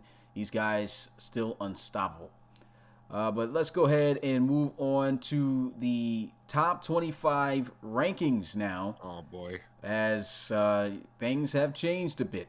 So looking at these new top 25s, you got Georgia still at number 1, of course. USC moving up to number 2, Minnesota to 3, Alabama only falling down from the 2 spot simply because they played 1 less game, and I did that with the other teams before, so same rules apply to them. But Alabama, you know, they win, they get back up there, but they're at number 4, Baylor at number 5, Clemson 6, LSU 7, Florida 8, Auburn 9, Florida State 10, Oklahoma State 11, Penn State 12, Michigan State 13, UCLA 14, Texas 15, Wisconsin 16, Michigan 17, Oklahoma 18, Miami 19, Mississippi State 20, Utah finally getting the rankings at 21, Texas A&M 22, Oregon 23, West Virginia 24, and Ole Miss popping back up at 25 here in Week 7 top 25 rankings. What you guys' thoughts on this? You just had to put Minnesota that flipping high, didn't you? You had to. There's only 2 5-1 teams right now, and that's USC and Minnesota. And they rightfully earned it after beating those Badgers. Don't even. This is messed up, man. Put you guys back in the hole, man. Hey, Don't be disrespecting the Badgers, all right? We're coming back next week. I think the Badgers are disrespecting themselves for having a you're W as a logo disrespecting and not getting wins. Hey. That's great. All in all, though, I think the ratings are pretty spot on. I don't see anything that would really change. Now, like I said last week, you're gonna start seeing movement between that 2 and 7 spot. There's gonna be a lot of movement the next couple weeks. I'm excited to see where things sort of fall into place. Yeah, should be good. Glad you explained that whole Alabama thing, man. I know me and my Bama, my Roll Tide out there, we was looking at that like, hold on now, Spitty man, hold on, man. No, but I get it, man. I don't see anything wrong with it. Everything looks good, pretty good to me, and yeah, it's changing, man. I'm still kind of wanting to see what's gonna happen with this bottom half, though. You know, I see you got Utah up there at 21. Okay, you know, so. Yeah. That's pretty awesome right there. Texas A&M is still out, still hanging around, even though, you know, there's been kind of a rocky road for them, man. But yeah, it's looking pretty pretty interesting, to say the least. Yeah, I see Jacob McCall talking about beat you. I was really, you know, if it's all about the record, man. You know, you guys got 4 wins. USC's got 5, so you can't. Hey McCall, it's all good. It's keep the woadies loose. They'll be all right, man. It's cosmetic right now is what we're gonna call it. Just all you gotta do is this upcoming week. When is USC gonna have a bye week? I think it might. I don't know if they got one next week, this upcoming week either. So yeah, you're gonna be behind USC for a minute until they have their bye, and you guys gotta keep winning. So that's pressure still on Bama. It's tough to get in that top 4 for the playoffs, man. I'm telling you. Got a lot of great teams, but you're really starting to see the teams really start to get broken down in the areas of where they should be at because of their record. You know, before when it first started off, except for Wisconsin, no, I think they should even be where they're at. But I mean, these guys, you know, you kind of threw me off with that. I can't even remember what I was about to say. But just in general with the rankings, you're really starting to see those, you know, 2-game gaps, those 3-game gaps, and you're going to start seeing it a lot more, and teams starting to, you know, even though they take loss, not fall off too bad due to the fact that they have good records. And that'll really start to differentiate more so as the season progresses. But I'd say more so once the bye weeks are over and everyone's even on an even kill. But yeah, I think these were good rankings, man. Not really too much to go off of, but the records pretty much place these guys where they are. Like I said, starting to be a lot more different in between the teams on where they're standing right now on the season. But let's go ahead and move on to the upcoming schedule for Week 7. So we start off with LSU taking on UCLA at 6 p.m. Eastern tomorrow. What's your thoughts on this one, guys? Who you guys got winning? Well, I mean, I know Xander likes me giving them the chip on their shoulder. I think he's been talking to Coach Banana a little too much, and now he wants chips too. But I'm not going to give him that this week because I think LSU is going to win this one. UCLA, yeah, I don't know, man. Jace is probably still trying to figure out what left and right is, so I'm going to go with LSU in this one. You ain't right, Bill. You ain't right. Hey, it might not be right, but it's probably the truth. I'm liking LSU, man. I'm liking LSU. I really like the running game of UCLA. Holman, you solid player out there, but it's just this Jace Worth thing, man. It's kind of a cause for concern for me. Definitely spreading the ball around to the wide receivers. I just don't know. I don't know, man. I think LSU's defense gets it done against UCLA, and I think they'll be victorious this week. Yeah, not really too much to say. I think you guys hit most of that on the nail. I got LSU winning this one as well. I mean, you're not going to have too much confidence in the team, especially after blowing a 21-point lead, which is something that I don't think they're going to get as easy on LSU defense the way they're playing this year. So I got LSU for sure on the road there. Next game, Miami finally in action after coming off a bye week, and they're going up against their conference opponent due to, of course, Notre Dame signing to play in that conference. Notre Dame in Miami. Who you guys got? Miami, you better. This isn't a I think you win. You better win it. Yeah. That's what I'm saying. You better win this game. That's all I got for that one. That's all I got. Miami, man. If y'all don't win this game, man, if y'all don't beat the brakes off of Notre Dame, man, we gonna still be friends, man. We still gonna be friends. I still talk to y'all on the Discord, man. But I'm gonna be very, very unhappy if y'all don't win this game, man. So this is a must-win for Miami right here against Notre Dame. Yeah. Shout out to Darius Hodge with the $25 donation saying only 4 red zone targets all year, and that's why I have no touchdowns. Hey man, I hope you get one, man. I don't know why you got like 77 passes last week, man. Come down with some of them. I'm just kidding. Oh man, that shot's fired right there. Kidding. Those things were like all over the field.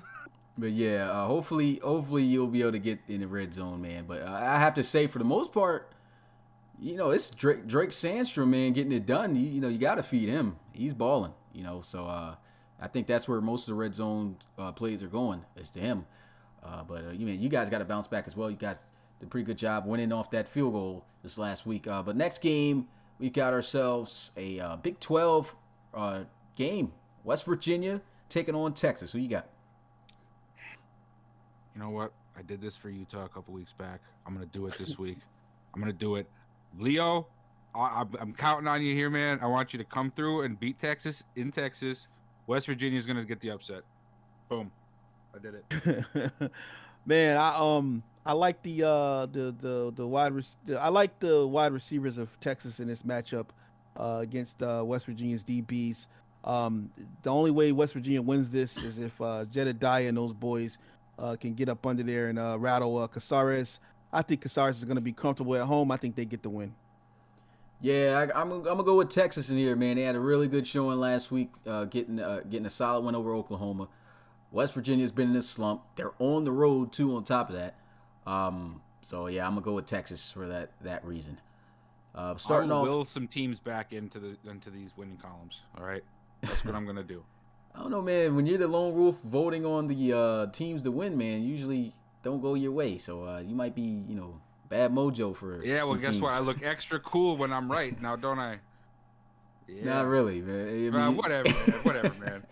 Let's move on to this next game. Washington State and Utah. Who you got in this one, Bill? I'm riding the Fontanez fan train right now. I'm taking Utah. Yeah, man, I'm taking Utah too, man. I just want Utah to get this win right here, man. So I'm taking Utah over Washington State. I want Williams, right? Williams is the back's name. I want him to get like 150. Yeah. We'll see, man. That's gonna be tough. Well, it might not be. Washington State, kind of struggling a little bit, but I'm gonna take Utah as well. Fontanez and Utah, them boys is really heating up. I think they're gonna be able to get it done on the road. Washington State's been playing some really good football too, but just not winning. Oh man, I keep forgetting about my boy Q-Pac, man. Yeah, Q-Pac. Yeah, can't forget about Q-Pac either. I hope Q-Pac has 10 receptions and 150 yards in a loss though. I still want you to make it, my guy. You're gonna be a Cougar, man. I'm telling you. But yeah, I just saw the comments. We were boys. Gonna stay. I guess looking forward to him staying a Cougar then. I guess, huh? Yeah, right. I like Q-Pac, man. Yeah, he's definitely, I'd say the star of the team, man. Definitely. Oh star. yeah. Moving on, Oklahoma took a tough loss to Texas, but they're going to be hosting Nebraska. This is a team that is really struggling this year. I got Oklahoma all the way with Daryl Johnson. Who you guys got? Yeah, I got to go Oklahoma there. That's not a question. Yeah, man. Rest in peace right now to Jeremy Moore, man. I think the Rock's about to come in here, man, and it's over for those boys, man. But OU in a blowout. Yeah, Rock about to come down and lay it to smack it down. I'm telling you, man. Do it dirty. Next game, Oklahoma State, Tennessee. Tennessee hasn't won a game yet. I think it's going to stay the same. So I got the Cowboys. Yeah, OSU. T. Diddy run the city. Show no pity. Oh, we got some freestyle. Get my boy Rob in the booth. Hey, OSU. Hey, Legion. I'm going to need you to chill a little bit, all right? Don't be talking. I didn't say nothing about your quarterback, or did I? No, I didn't. That's McCall. He is the quarterback. Yeah. Alabama's quarterback. Judging other quarterbacks. Dang it. Shout out to McCall for the $5 donation, though, man. Ohio State and Michigan State. This is always a pretty good game in real life. Ohio State's been down in the dumps, man. Michigan State just lost a close game to Michigan, but I think Michigan State's going to get it done at home. Oh yeah. Yeah, probably. I would like to see Ohio State win it, but I just think Michigan State's a better team right now. I think this is going to be the coming out game from our boy Zoe Sheffield, the chef out there, man. Ricky Vaughn is a thug, man. I really like that guy. He's got a sweet visor too, man. Yeah. Other than that though, I think that Michigan State gets this one done here. They might actually blow these guys out. So I almost want to skip this game because I think this one's automatic. But Clemson versus Wisconsin, we definitely got Clemson all day. But Bill, I really want to just hear if you're going to take your Badgers here in this one and tell a bold-faced lie. Are you serious right now? Okay, so who you going? You going with the Badgers? What, is that even a question? Oh man, okay. Yeah, I'm Just going know with the the Badgers. RIPs are going to be something serious this time. No way, it'd be some RIPs on your end because Clemson's going to go down. Okay, man. That's about a 40-point deficit I'm seeing here. For 40, oh wow. For all those visual learners out here, man, if you're looking at this screen right now, man, I got Clemson putting the paws on the Badgers this week, man. It might be a blowout. Fecky might put up 44 on y'all, Bill, man. I'm serious, man. Hey, I'm gonna tell you guys right now, it's gonna happen. What, y'all losing? No. We're gonna win. Okay. Hey, you know what, Justin? I haven't seen you in this chat the whole time. As soon as I say something, now you gotta come in here and start talking about my Badgers. All right. Well, Memphis ain't even in this series, so ha. he said ha. Yeah, I'm not even going to talk anymore on this because we already know the beatdown's coming. Rest in peace. Marshall, rest in peace. Marshall and those boys going to you trash can't be those rest in Badgers. peace of me yet. Yeah, I got to do it. Got to do it now. Gotta do You're it. breaking the rules now. This is against the rules. Oh man. All right, This is against the Geneva Convention. Georgia versus Ole Miss. Georgia's at home. Definitely got Georgia here in this one. Yeah, I gotta take Georgia. Yeah, man, I gotta go ahead and take Georgia, man. Might be over. Can't sleep on the conference games, but I think I'm gonna sleep on this one. Yeah, I think I might snooze on it too, man. I've been riding with Ole Miss and everything. I really like what is it? Sincere Brown out there, Kiata, and what's the other guy's name? The wide receiver, Penn Majors. Yeah, I like all three of you guys, man. I just don't think you guys got the strength, man, to beat Georgia. But you never know. You never know here in the RFL, man. So, I know my boy Kai Cash. He was like, hey, we're not going to sleep on the mix. We're not going to sleep on the man. But I think Georgia is going to definitely turn up at home, man. That might get ugly, too. Might be a blowout. Yeah, and speaking of Kai Cash for this game, he cannot afford to still, in any game from here on out, still to come out, as rough as he has been. He's been a little bit iffy on the accuracy side in the past couple of games. Hopefully that doesn't get him in the wrong direction as the games continue. But like you said, this is a team, that's got a lot of other key weapons. But, want to see a really good game from him here in this one. He should be able to move the ball against Ole Miss. If he doesn't, that might be a little bit of a cause for concern on missing wide open receivers. But the next game, we've got another SEC matchup. Alabama taking on Mississippi State. I'm definitely taking Alabama here in this one. Yep. But let's not sleep on Mississippi State. They did just come back after being down 21 points to UCLA, which I still say is a good team. And they came back and won. Let's not forget that Mississippi State also is a team that's good at moving the ball down the field and making plays with Brandon Welch, man. So, I'm definitely going with Alabama still, though. Trapped. But I don't know, man. Trapped. I wouldn't be surprised if Mississippi State come out here crazy. But I also don't feel like USC... I said USC. I also don't feel like Alabama's going to fold like UCLA did. So, I'm going Bama, definitely. Yeah, I'm gonna go Alabama, of course. Yeah. Bama, man. Bama all day, man. McCall about to have a big day. Najee about to have a big day. Defense shuts down Trip Baker and them boys, man. I'm predicting 2 to 3 interceptions by Alabama early, and we're gonna win this thing, man. I got Bama. This is an interesting game right here, man. Penn State, Iowa. I'm taking Iowa, man. I'm taking Iowa. I like them. They did good the last 2 weeks. They're gonna roll right into it. Oh man, they might, but I'm still gonna go with Penn State. But it look, man, this was kind of tough because Iowa has been balling, So if Penn State can't stop that running game, Iowa might win. Yeah.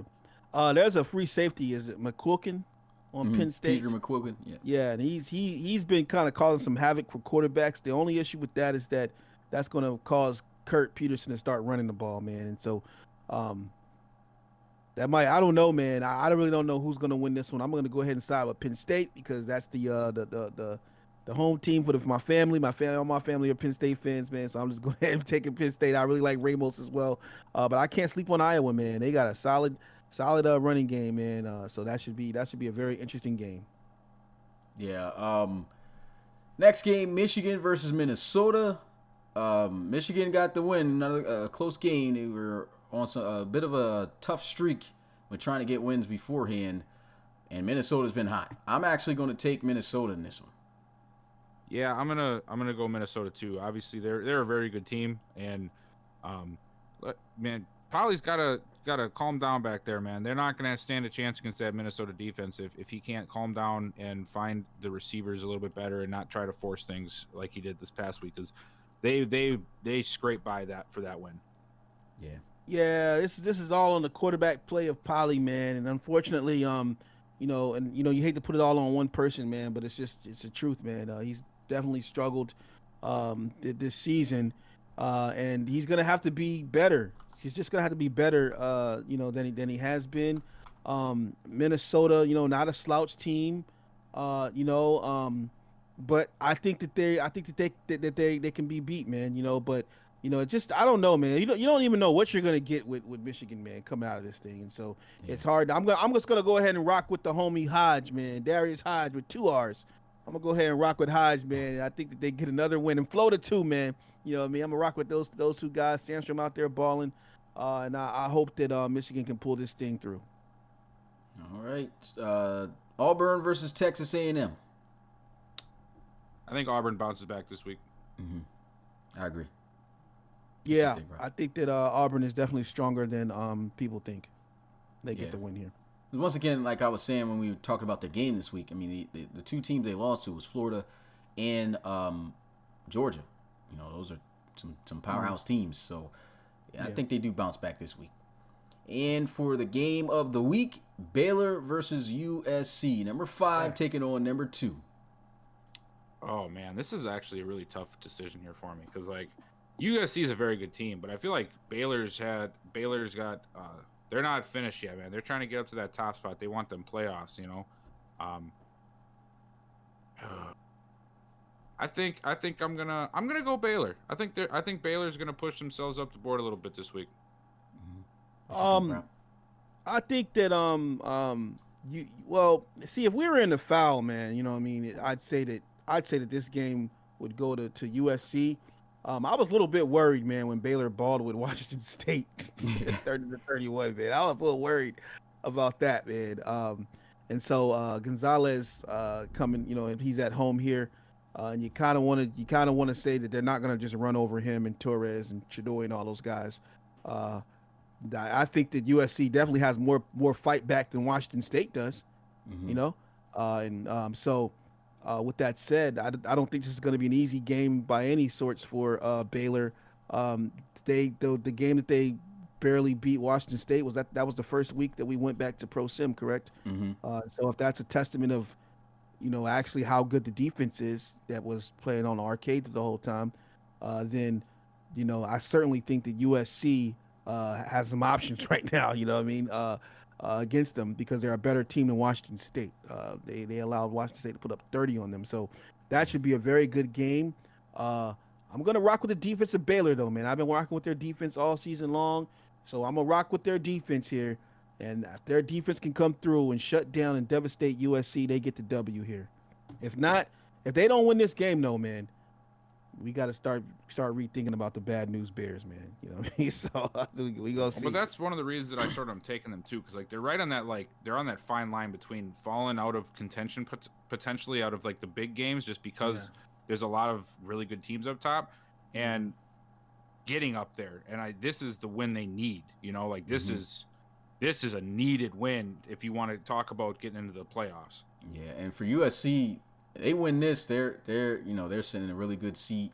But like you talked about Baylor having their struggles against Washington State, I mean USC did have a struggle against Utah too, and I don't think it should have been as close as it was. Almost looked like as if Utah should have won the game. It was the same case for Washington State versus Baylor. But I am going to go with Baylor here because I feel like their offense is still just a tad bit better. I think both the defenses are just about even with the plays that they've been able to make this season. The offense, though, you got Winkleman, who's, I believe, leading all receivers in receiving touchdowns, pure speed, burning guys. That's going to be a lot to keep up for USC, along with Cody Carter, toting the rock, Tyler Maul. It depends on what you get from him, if he's going to be consistent or not. But I think that's pretty much what's going to determine this game is how consistent will Tyler Maul be. And I think he has a good chance of possibly winning this. Because of that, I think it's going to be a real close game. So USC beat the brakes off of Washington State 55-17 on Arcade, right? Mm-hmm. So we're going to see, guys. We're going to see what happens here. Yeah. That's definitely game of the week right there. Game of the week. All right, and so before we get into C. Beazle was able to send me the new top 25 10 reveal guys that got released. We're going to do that at the end. So what we're going to do now is just a quick little go through of the stats so far that was prepared by we got Coach Forbes working on that, Coach Dunn, Coach O'Neill, which is Mitch. Is there anybody else working on the stats there, Rob? Or just those three? Chris Dunn, Stephen Forbes, Mitch, and I think that was it, man. I don't think there's anybody else. I'm sorry if I missed you. Yeah, so shout out to those guys, man. Really appreciate that. These guys have all the stats up to date. Now, these stats are going to be all let me get the stats up. Okay, so these stats here are going to be all pretty much based off of the submitted guys, though, and the generics. We're not putting together the other guys that are real-life players. These are just, we're going to be looking at the team stats and the player stats that are submitted guys. What were you about to ask, though, Rob? Oh, no, I was about to respond to something in the chat. Okay. You want to? Yeah. Hey, Fowler, yeah, I feel you, man. But see, the thing about the pro and sim is this, man. The simulation brings the games closer. So that means that the 31-30 win over Washington State for you guys, that brought you guys closer. If you guys were on Arcade, I think you would have blew them out too. So that's what I'm saying here. So if they blew them out 55-17 on Arcade, then the game would have been a little bit closer. But I feel like USC has the edge on y'all, man. But we're gonna see what happens, man, next week. Yeah, so pretty much this is looking at the team stuff. We can't order these.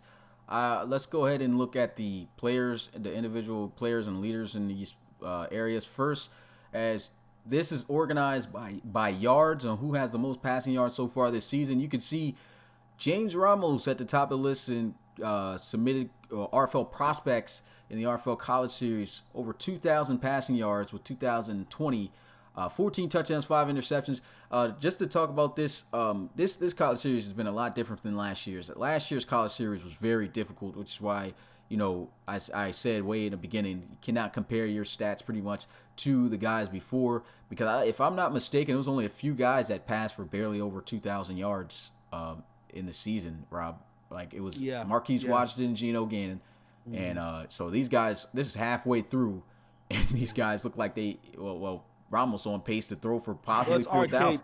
It's Arcade too, though. Mm-hmm. Arcade really did help him. Really, Arcade really put this on steroids. Yeah, and you can see from the percentages, glad those came down for the most part, because those were like 80s and 90s earlier before we went back to Pro Sim. So, that's good to see. Wait a minute.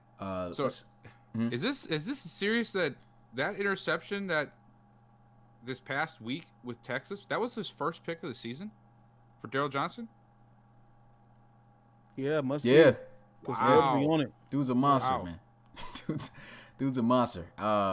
Look at Vaughn, though. Yeah, I was just going to say, look at Vaughn, too, quietly putting together a nice... Yeah, Vaughn's the monster. Ricky Vaughn. That's the guy. That's what I was saying, man. One pick, 13 touchdowns. Yep. 76%. 1,648 yards.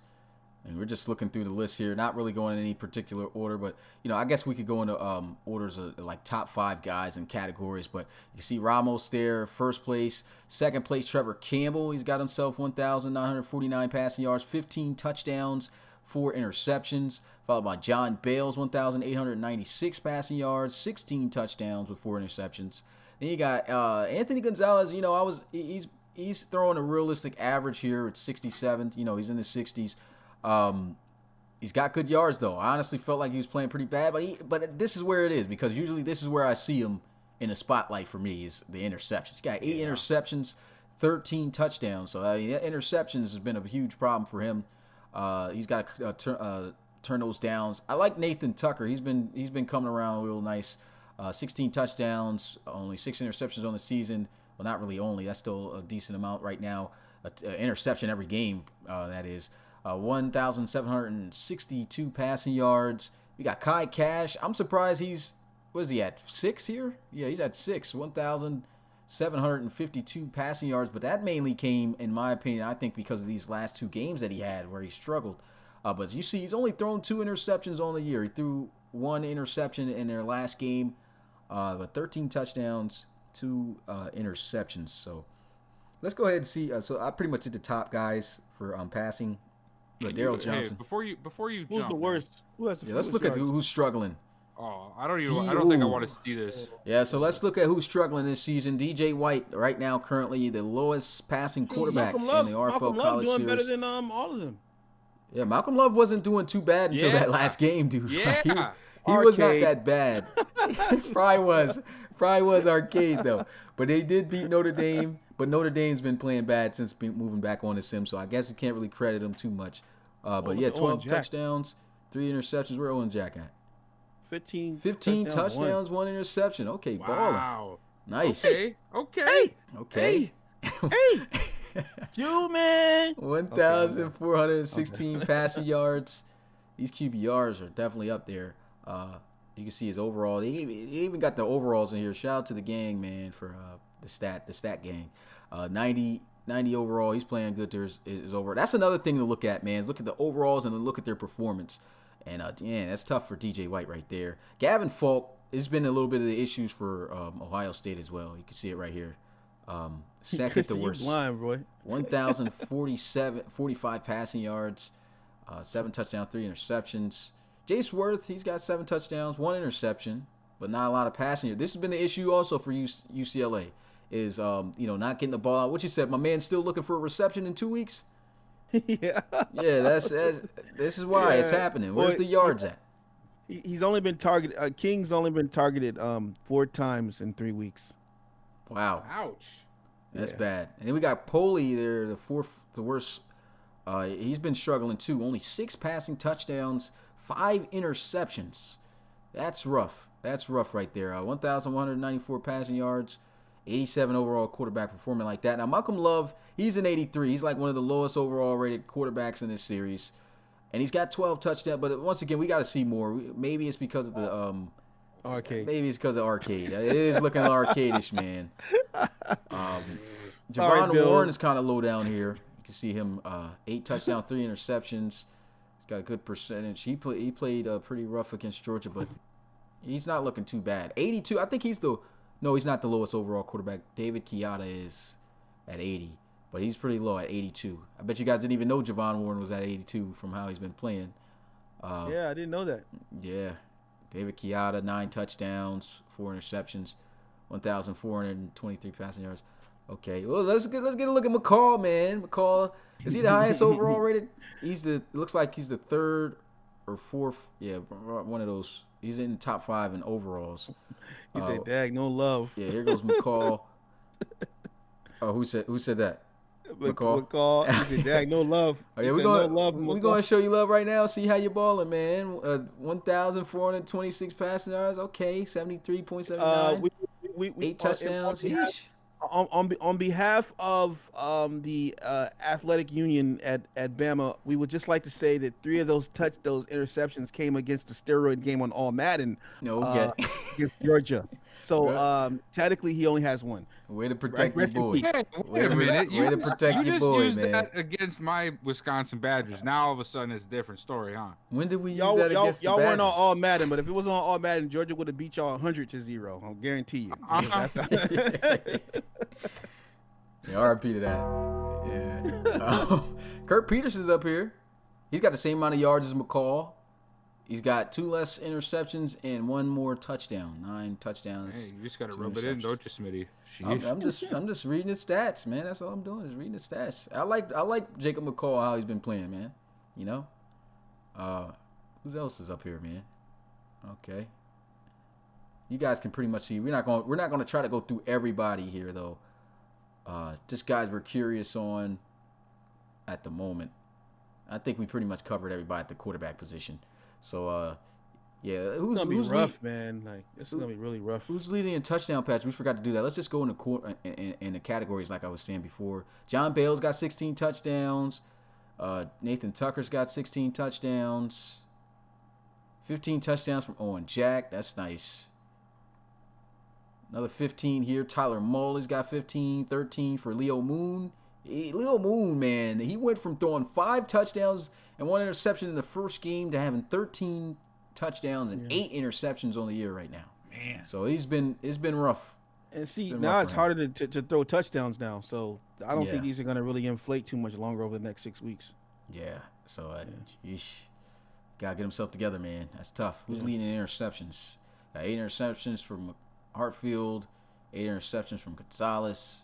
I think 8 is the most. Yeah, another 8 right here. Leo Moon. Yeah, 8. Man, Leo Moon. Who would have thought he'd be leading halfway through the season, tied for interceptions. Hopefully he bounce back. Let's get into a look at the running backs, man. Who's leading in rushing? Oh, I'm going the wrong direction. Okay, who's leading in rushing? Cam Perkins. He's actually tied in rushing with Archibald O'Neill, the fourth here. Both at 733 rushing yards, but Perkins got more touchdowns with 6, and he's fumbled 1 time. Nice average here. Nino's got 2 touchdowns only on the year with the same amount of yards. He's having a good season. Averaging 6 yards per carry, though. So he's doing really good. You got Jakari Ferrari here. I think he leads in touchdowns with 7, tied up with Drake Sandstrom. Yeah, that's the most touchdowns right now. So he's got the most rushing touchdowns tied up with Sandstrom in that category. Torres, close to 700 rushing yards, 692. Did miss up here, man, 646. He had 4 touchdowns, and to be in the top 5, he got Matthew Holman with 639, 3 touchdowns. Let's also shout out Markman, man. He's been running the ball very well. Yeah. 624 yards. He's got 3 touchdowns as well.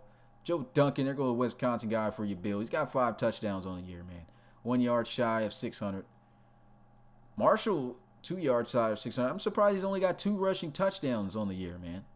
That's crazy, but, I mean, Clemson's kind of been balling. Cody Carter's got 5 touchdowns on the year.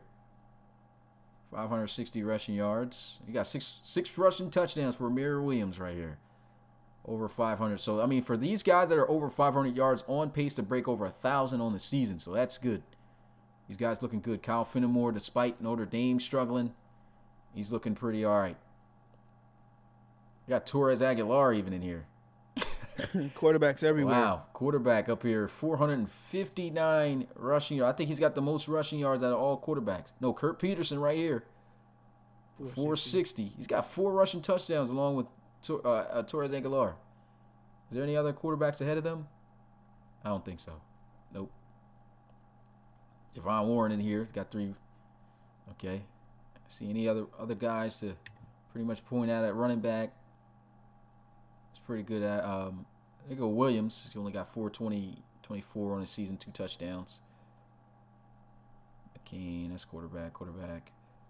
Let's look at it. Alexander Gold. He's got 364. He's only got 1 rushing touchdown on the year, man. I didn't know that. Look at those broken tackles, though. Yeah, I think he leads in that category, man. Yeah. Broke 27. Does he lead that 27? Yeah, I don't see anybody else. There's another guy that has some too. Belridge, 20. Yeah, 20 right here from Marshall. 21. There's another guy that has Duncan has 21. Duncan, yep. Who's the other guy that had? Check Belridge real quick. Where's Belridge? Is it Belridge? No, Belridge doesn't have 4. Somebody else has a high number. Those were the only guys right there in 20 that I called. Okay. Yeah. Still got some guys. I think, Cam Perkins leads everyone in yards after contact, though. Yeah. Amir Williams close to 158. And Perkins got 189. And Arkowski I think that's Nowakowski. Yeah, Nowakowski got a buck 17, 16 broken tackle. That's pretty good. 117 yards after contact for Xander Gould. Yeah, that's pretty much the main categories for rushing there. Let's see who's got the most 20-yard rushes though. We got Nino with 5 of them. Perkins got 4. Mears got 5. Oh, somebody got 6. Javon. Oh, where's it? Oh, okay. Yeah, he's definitely a quarterback. Definitely gonna have that. 4 for Cody Carter, I think that is. Yep. Cody Carter. Cleon Markman, he's got 4. And 4 for quarterback. Quarterbacks infiltrating it out here. Yeah. All right, so that's pretty much all we can really go over there with the rushing stats. Looking at receiving, who's leading in receiving in the RFL College Series? Jake, Winkleman, 589 yards. He got 9 touchdowns too. He's leading in both categories. Dude's a monster. Yeah. Brock Melton second, man, 568, 6 touchdowns. Giovanni Tasker leading LSU. Wow. Yards and touchdowns, but okay. Oh, the yards aren't. Okay, so the yards aren't in order here. No. I didn't even notice that. This is by touchdowns, receiving touchdowns. I just peeped that. So looking in receiving touchdowns, Giovanni Tasker's got 6. He's leading LSU in receiving touchdowns. That's interesting. Yeah. Brandon Welch 5. Chris Braun with 807. Wow. Where is he at? Woo! Number 14. 7 receiving yards. Dude's only got 4 touchdowns, but 807 yards receiving. Yeah. He's looking like the top guy right now. Definitely looking like the top guy. There's nobody even near him. The closest near him is going to be LeCavalier. Where is he at? You see him? LeCavalier's at 6. Is just above him. 636, I think. 656. No, that's Machiavelli. Oh, Q Puck. Okay. Yeah, Puck. Yeti. Yes, sir. 656. 4 touchdowns. Who else is up there? 600-year Brandon Welch, 620. Yeah, LeCavalier's still up there though too. He's got 648 and 4 touchdowns. 628. Brandon Baker for Texas. He's been making some good catches, man. A lot of big plays. I see a 500 guy down here. Babcock for Florida State. Any other numbers? Nothing really jumping out to me right now. Yeah. Let's see. I hope there's no receiver that got 0 here. Jesus. 0 for Grayson Perkins. Woo. And Jose Zavala. Yeesh. That's rough. That is rough. Should have transferred, man. Well, I think those guys didn't reach out to me at all. So, I mean, that's all on them. Who's dropped the most passes? I think that Elias goes DeMarco, to 6. Yeah. Yeah, Hey, put the receptions, Smitty. Do the receptions. Receptions. All right, leading in reception. I can't organize it. I just gotta go down the list. Oh, it won't organize. Because it'll mess it up. You got 36. Q-Pac and LeCavalier. Yeah, Braun. 44. 40. Yeah. Oh, and Christian Williams is in there too. Bully Jack is in the discussion. Yeah. Oh, somebody else got 41. Brady Barrowman for Florida. Yep. That's the tight end. Yeah, the tight end. Yeah, He's been balling. Let me see if we got any more down here. Got some 30s. Oh, look. Yeah, Babcock. VV. VV out there, yeah. Utility. 62. Oh, 62. Oh, hold on. Ooh, is this Lucas Butler?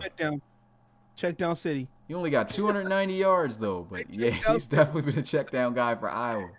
There's no way. Come on now, that's not a real number. Somebody had to have messed that up. Yo, he probably really did catch that many passes. Did he? You cannot tell me you got 62 catches and you don't even have 300 yards. Slant City, man. Check down City. Wide receiver That's screen, the tight end though. So maybe he was just hitting the sticks every time. The 5-yard stick routes. That's crazy. It must have been the only guy he was been throwing to on Iowa. Yeah, man. And only 290 yards. That's great. That's sad. What is his average? I had that in high school off of 7 catches. What's his average? What's his average? Let me go back. 4.6 yards. Jesus. Screen. Rack. Slam. And he's dropped one of the balls, so he could have had 63 of those things. Longest reception, 29 yards. Who's got the longest reception? Let me see.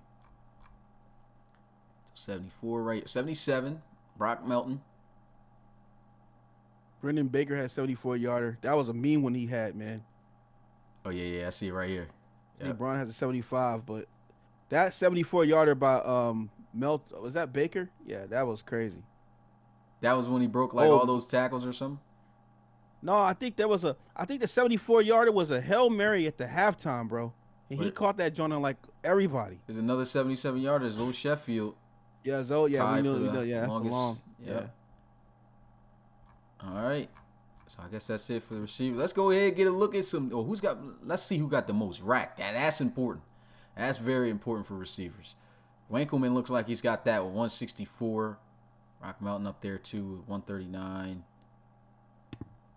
Over 100 rack yards for Declan Ward. That's what I was talking about. Yep. Yeah, he be getting up the field, man. Yeah, he gets yards after catch. Yeah. 262. Yeah, VV. He's a halfback though. Yeah. Jesus. Got 151. Yeah, he definitely got that due to that last game. 66-yarder. Yeah. We got 148 running back right there, Joe Duncan. 141. Oswald Hershey. That was running back. Okay. I think we see him. Let's go to the defense now. Defense leading in tackles, Jedediah Richardson with 69 behind him. Jedediah, not shine. What's going on, man? Yes, sir. Kenny Forrester Jr. with 68 right behind him. Dan Glissack with 40. It was 64, as well as strong safety from Clemson, Malcolm Washington. And then Logan Russell in the top 5 with 63. Got Jacob Reed, 57 tackles. So Lewis Scott, this is another guy I think dudes needs to be looking out for. He's been making some plays for USC. 50. Schmidt's been all right. DeSalis, this guy's monster. Oh, yeah, Jamie DeSalis. 54. All over the place. Got 4 tackles for loss. Got 6 sacks at middle linebacker, man. This guy's 2 interceptions. Yeah, bro. 4 pass deflections. 4 for his fumbles. Mm-hmm. Hey, yo. Monster. This guy's a monster. Yeah. He's been doing that since he did it on he was doing it on all the sliders, but he really has turned up in the last couple of weeks, man. Oh yeah, since we definitely. moved over. Definitely. Alfred Walker, he's been making plays too. 5 tackles for loss.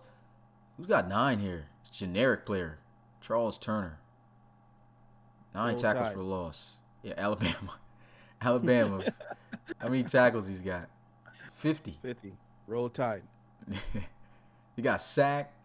Go on, keep it moving, boys. Keep it moving. I'll clean up all the Bama guys in the draft.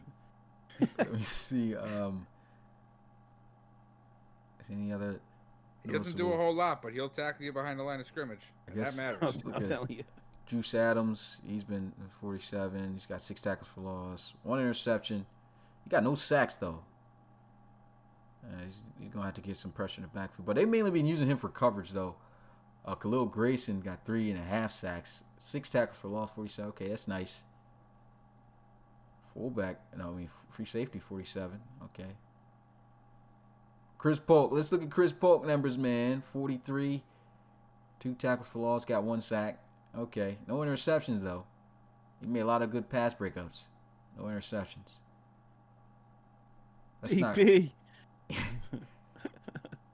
Let's not go down the entire list, though. We did the tackles. The lower you get on this, though, and the better the cornerback. So you should go all the way to the bottom. And now you'll see, okay, so DeAndre, well, he's not even getting in the game. Is he Porter? Or is he just shutting it down? That's a generic.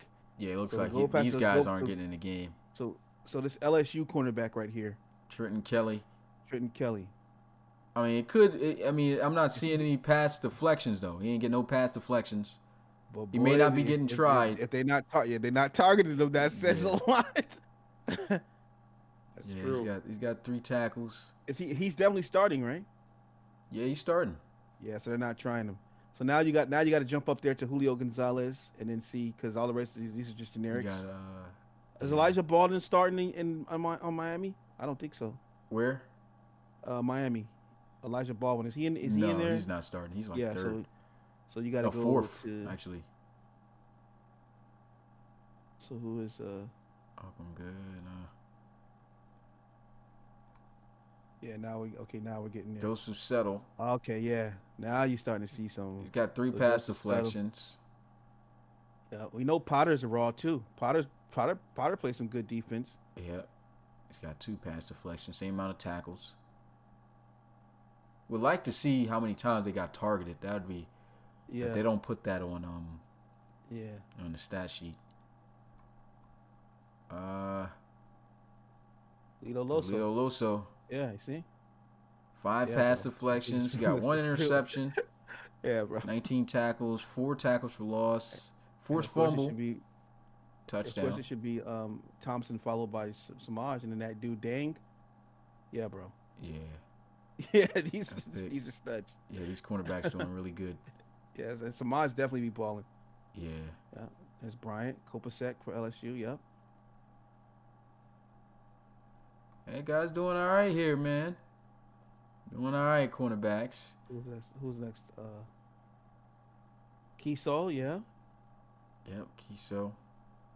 Now, this is another thing. We can actually probably look that up. Stat guys, if you can try to add receptions allowed, that'll really let us know how many passes they give up, because I know that is in Madden, and it should be on the stat sheet. Yeah.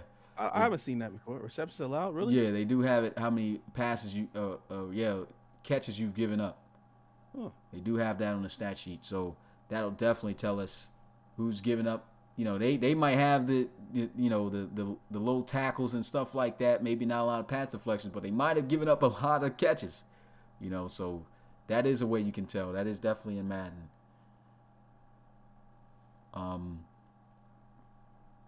He said that stat is broken though. How so?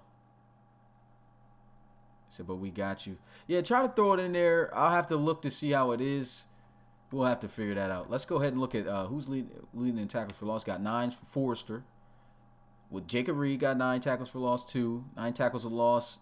Charles Turner, talked about him. And this guy had 8. Somebody had 8. Just passed by. He's pretty close. Right here. Have we seen Fowler Derkus yet? Daniels. He's asking to see his stats. Fowler.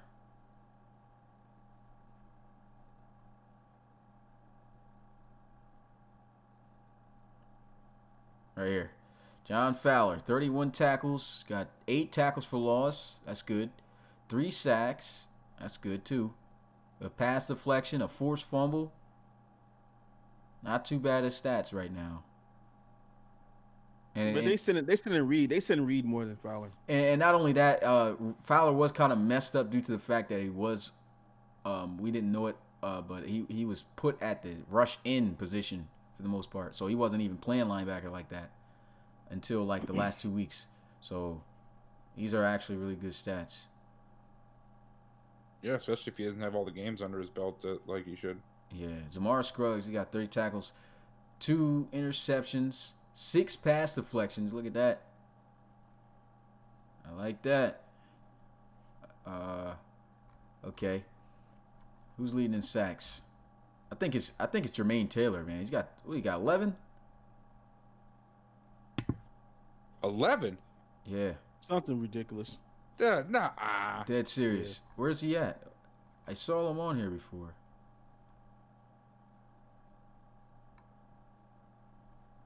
He definitely had 10.5. Yeah, here it is. Jermaine Taylor. Yep, 11.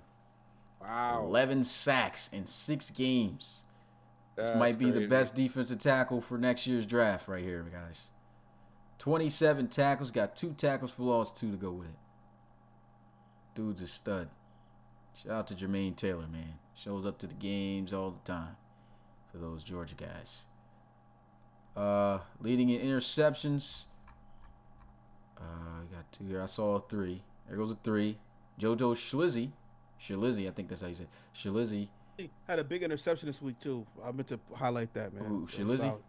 Yeah, Shalizzy. Nice. Got 3. Another 3 right here. Mike Crowder, a generic cornerback for Clemson. Nice. Got 4 pass deflections too. Okay. And that's it for that. I think We got a couple of guys still asking to see if they could see their stats. I see Connor Baker and then Sean Best Jr. Connor Baker. Got Connor Baker right here. He's got 52 tackles at strong safety. No tackles for loss. Kobe Bamba wants to see his too. Okay. Got 1 sack, got 1 interception, 7 pass deflections. Connor Baker getting it in, man.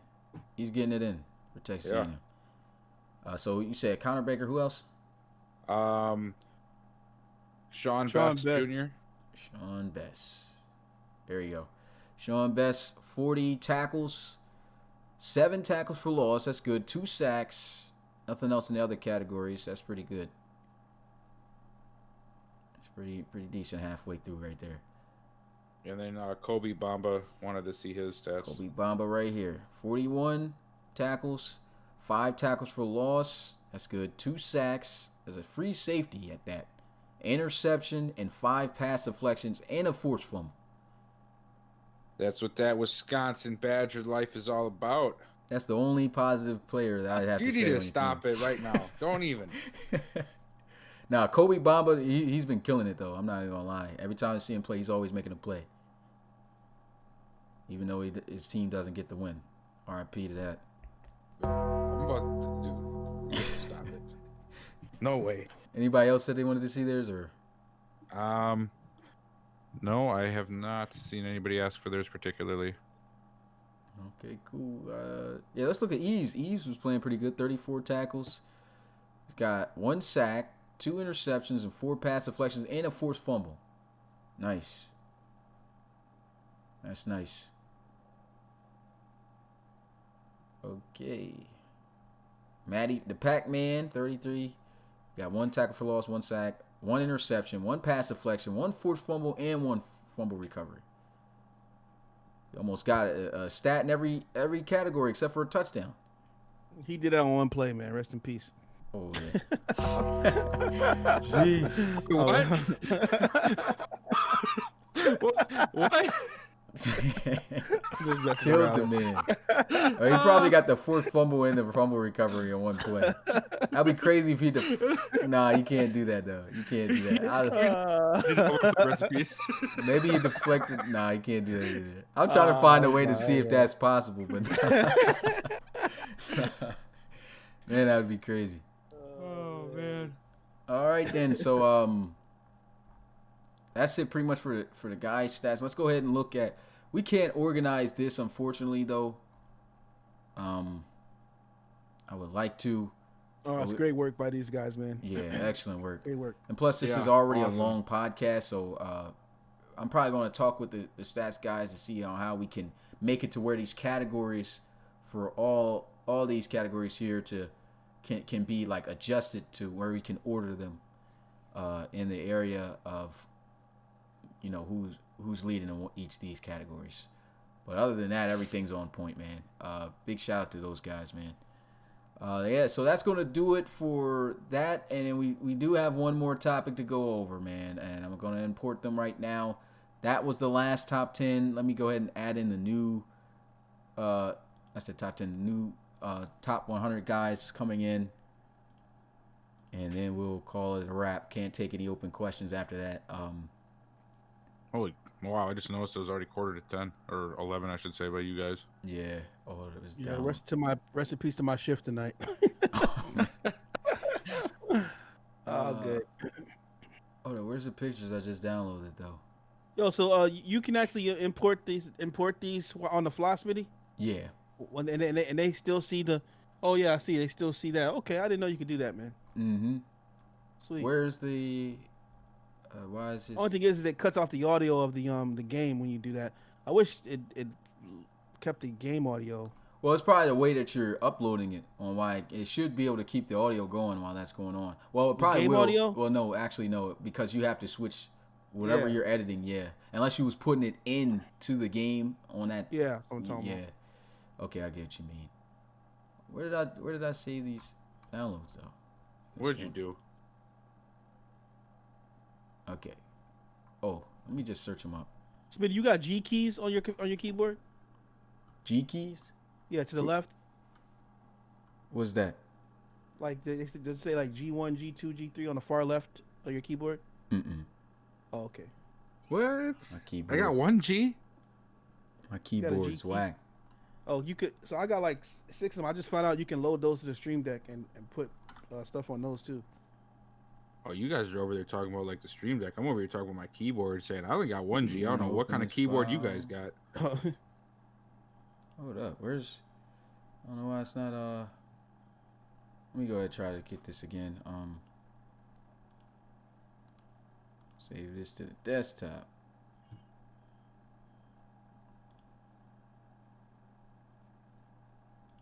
Smitty, do you do that with all the pictures right there? You just do that? That's how you do it? Yep. Bro, you got to open up to the original, bro.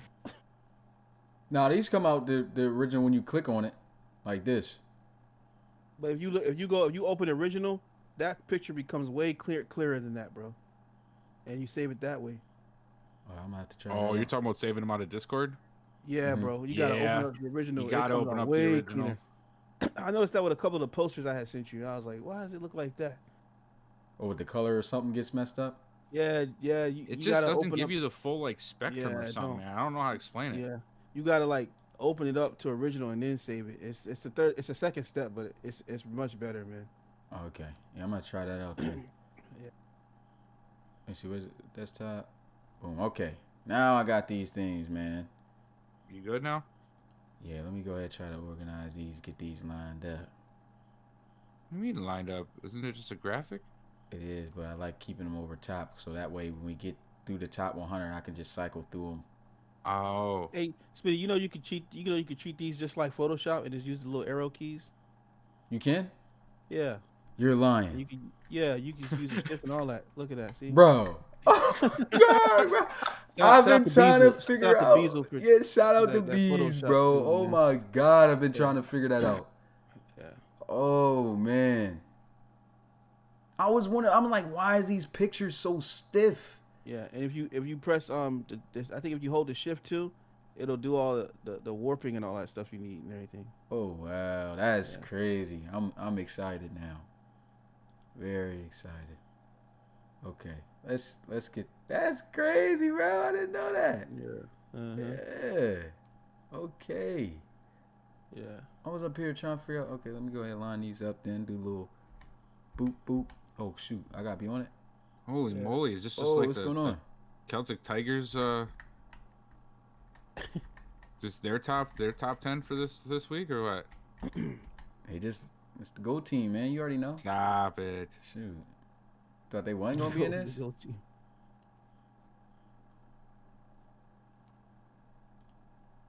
Why is this not lining up? It looks fine. I always Just like a little bit bigger. Yeah, you're good. always like trying to be shift. extra. Did you hold shift? Shift. Yeah, click on that and then hold shift, and then go put the arrow at the top in the top middle. Arrow right here. Yeah, hold shift and then just decrease it. Yeah, see? Oh. It's like on Photoshop. Yeah. There you go. Now we got a podcast and a step-by-step guide to podcast and a tutorial. Yeah. Tutorial. You'll get it. You ain't gotta worry about it now, but you'll get it. It's very simple. Yeah. There you go. All right, go I'm back trying down. to be extra. Oh, that's No, close you gotta enough. go down. Yeah, because it's like 1 pixel. Are these even clear? I probably should have downloaded the way you was. download them. Yeah, you download them. So these are That's the top. beast, man. Let me hit the bell to myself on that. That's great. Yeah. But these are the new 10 guys getting into Noah's top 100 RFL list here. At number 80, Antoine Colquitt, the tight end for the Condors. 79, cornerback for the Voyagers, Sheldon Reinhardt. Mar Rivers, the rookie defensive tackle, making it at 78 for the Barons. Rashad Scipio making it for the Marshals at defensive end at 77. Parham Crow kind of looked like he was black for a minute on there. So Pam Crow, I say you got the wrong picture. But yeah, 76 here for the Huskies at safety. You got Kit Morrison at 75 for the Barons. DeAndre Cummings, the cornerback for the Desperados at 74. And straight Celtic Tigers from 73 on to 71. Glenn Devine, offensive lineman. He got his back. He's got his back on that picture. You got Damori Williams, 72, and Reggie Wilson, the tight end, at 71. So, what you guys' thoughts on this one here? I like what I'm seeing so far, and I think I'm starting to understand where he was going with this.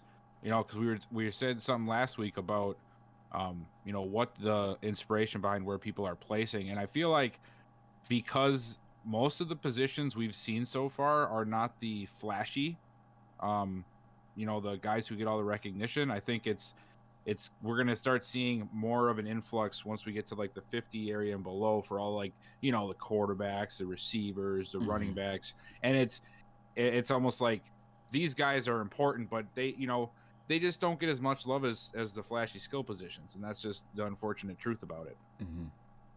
Yeah, rest in peace to Beazle and Glenn Devine with his back to the screen right now. I wasn't gonna let that ride, man. Just holler at me any time of night, my brother. I'll go ahead and take a picture for you, man. I was looking, I was like, yo, hold on, is this his back? Yeah. That's probably the Also, only picture of him he had, though. As like he's about to snap the ball or something. He's a quarterback now. But yeah, I feel what Bill says. I gotta make another joke here too, man. Look, Noah, you ain't gotta take this from Smitty and Roland, man, with all these Barons and Celtic Tigers up here, man. You know, I get it, man. I know they come in a DM and things get spicy, and you feel like you you're under pressure to put these guys here. I have to DM. It's the GOAT team. Look at it this way, Rob. It's the GOAT team. Barons and the Celtic Tigers, they're all back here, man. Well, our guys will be up farther. I hope there's some Cougars that coming to the top right now, man. I'm a little worried, man. You know, no, I'm just messing around. I really am starting to see what's going on here as well, and like I say, you know, Smitty, you know, YouTube, Bill, it's 3,000 players we got, over 3,000. It's hard, man, to find, you know, the top 100. What's crazy though is that, like, you saw all those 90s and everything, you know, in the bottom 100 or whatever, and now you're seeing, you know, these guys here, you know. And it's just kind of interesting just to see, you know, these players and how, like, he's kind of like trying to put them in an order, in his own order, you know. And like these are some great guys, man. Like Kalkrick, stud, man. Reinhardt, stud. Moore, stud. This guy Scipio, stud. Param Crow, stud. Morrison, stud. These are studs, man. Cummings, stud. The left tackle, Glenn Devine is a Pro Bowler. He's been. I think he's made it to every single Pro Bowl. If I'm not mistaken. Every single Pro Bowler. Damori Williams, I loved that guy when I was a Celtic Tiger, man. Let me see. Yeah. And you go ahead. Things I love that guy, Damori Williams, man. I actually helped to progress him to become the starter for the Celtic Tigers, because I think he was like sitting behind one of these guys, man. I can't remember who it was, maybe the Little Missile or somebody or whatever. He was sitting behind somebody, I think, man. He finally is just up there now. And then obviously what Reggie Wilson did last year, man, was just ridiculous. The only thing with him is that was a huge year for him, because he used to play for the Bulldogs, and they didn't use him as much. But of course, he didn't have a quarterback as great as Dre. So let's say that. But Reggie Wilson. Are you saying that Timmy Merritt is not the same as Dre Crowell? No, beat him in the championship game. Okay, yeah, but when you look at quarterback play, boy, ain't no quarterback you would want. His head right now. Yeah, so you better not let Coach Reed hear that one, because he'll be in these chats. That's cool, because he already know that. He should already know that, Dre.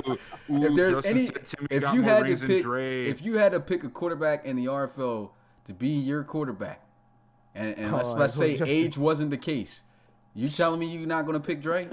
Stop taking Worrell, man. Justin Jones. He's not bad. He's not bad though. He's not bad. You said what? Timmy got more rings than Dre. He do, but top five. I mean, at the end of the day, it doesn't mean that he's a better quarterback, man. Top five. I don't know why I cannot find the list that Noah. I can't wait for us to get to the RFL season so we can have all these fun debates again. Oh yeah. Oh yeah, I'm gonna be right on so many of them too. Yeah, I can't find a list, but Noah did give me a good list of all the guys who made the Pro Bowl and stuff. I'd have been able to tell you exactly how many times Glenn Devine made it, but can't find it. I have that if you want me to forward it to you. Yeah, see how many times.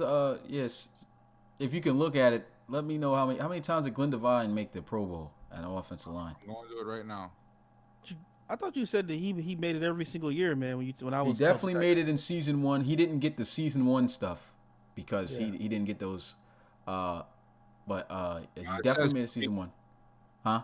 It says 3 here, but season 1 does not count either. So that's 4. We didn't have season 1. So that's 4. So he did 4 years of the Pro Bowl out of 5. That's crazy. Are any of these players here 90 overall? Maybe Sheldon Reinhardt? Sheldon, no, I don't think he is either. If he is, he's a 90. Right on, I think he's like an 89 or something like that. Okay. Reggie Wilson's not a 90. DeMaury Williams not. Yeah, that's what I figured. Neither is Devine. Neither is Cummings. Well, Cummings, nope, he's a high 80s. Kit Morrison, he's not. Parham Crow's not. It was a breakout year for Parham Crow too. Antoine Coker, no, none of these guys are in the 90s. Yeah. So these are studs, by the way. I just want to let guys know, man. Like, I mean, I can't. I mean, I saw what Kalkrick and Rivers, Scipio did. Morrison, obviously, you know what I'm saying, DeAndre. Like, you know, I saw what all those guys did. But I mean, I'm telling you, man. Like, y'all just being on the ARC side, man, and seeing like, you know, playing against Parham Crow, Reinhardt, and then obviously these 3 Celtic Tigers here, man. Sheesh. You know, so I think somebody's gonna have to put Mitchie in timeout. He just said that DeAndre Cummings is trash. Oh boy, he's what? Coming from the guy that's talking about Jacoby Hartfield like he's the next coming of Geno Gannon or somebody. Out the madness. R.I.P. to Mitch for that, man. Yeah, get me the bell. You get the bell, right? Yeah, I had to get the bell on my man for that. What's Mitch doing? Mitch, what's going on, man? What happened, man? Snowhawks, he must have had a bad interception memory or something. Oh, yeah, probably so. That's probably what it was. So watch the tape, boys. Cummings is terrible. You know what, though? I'm not going to lie. I have seen him get smoked, and I do. I've seen him get smoked, but he's a good cornerback, too. He's not trash. He's made a lot of. Matter of fact, wasn't he like tops in interceptions this year? He was up there.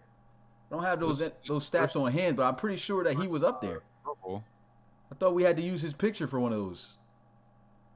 I don't even know. I'm gonna have to go back on the gram for that. But yeah. Yeah, Mitch calls Cummings terrible, man. We have to be up for debate.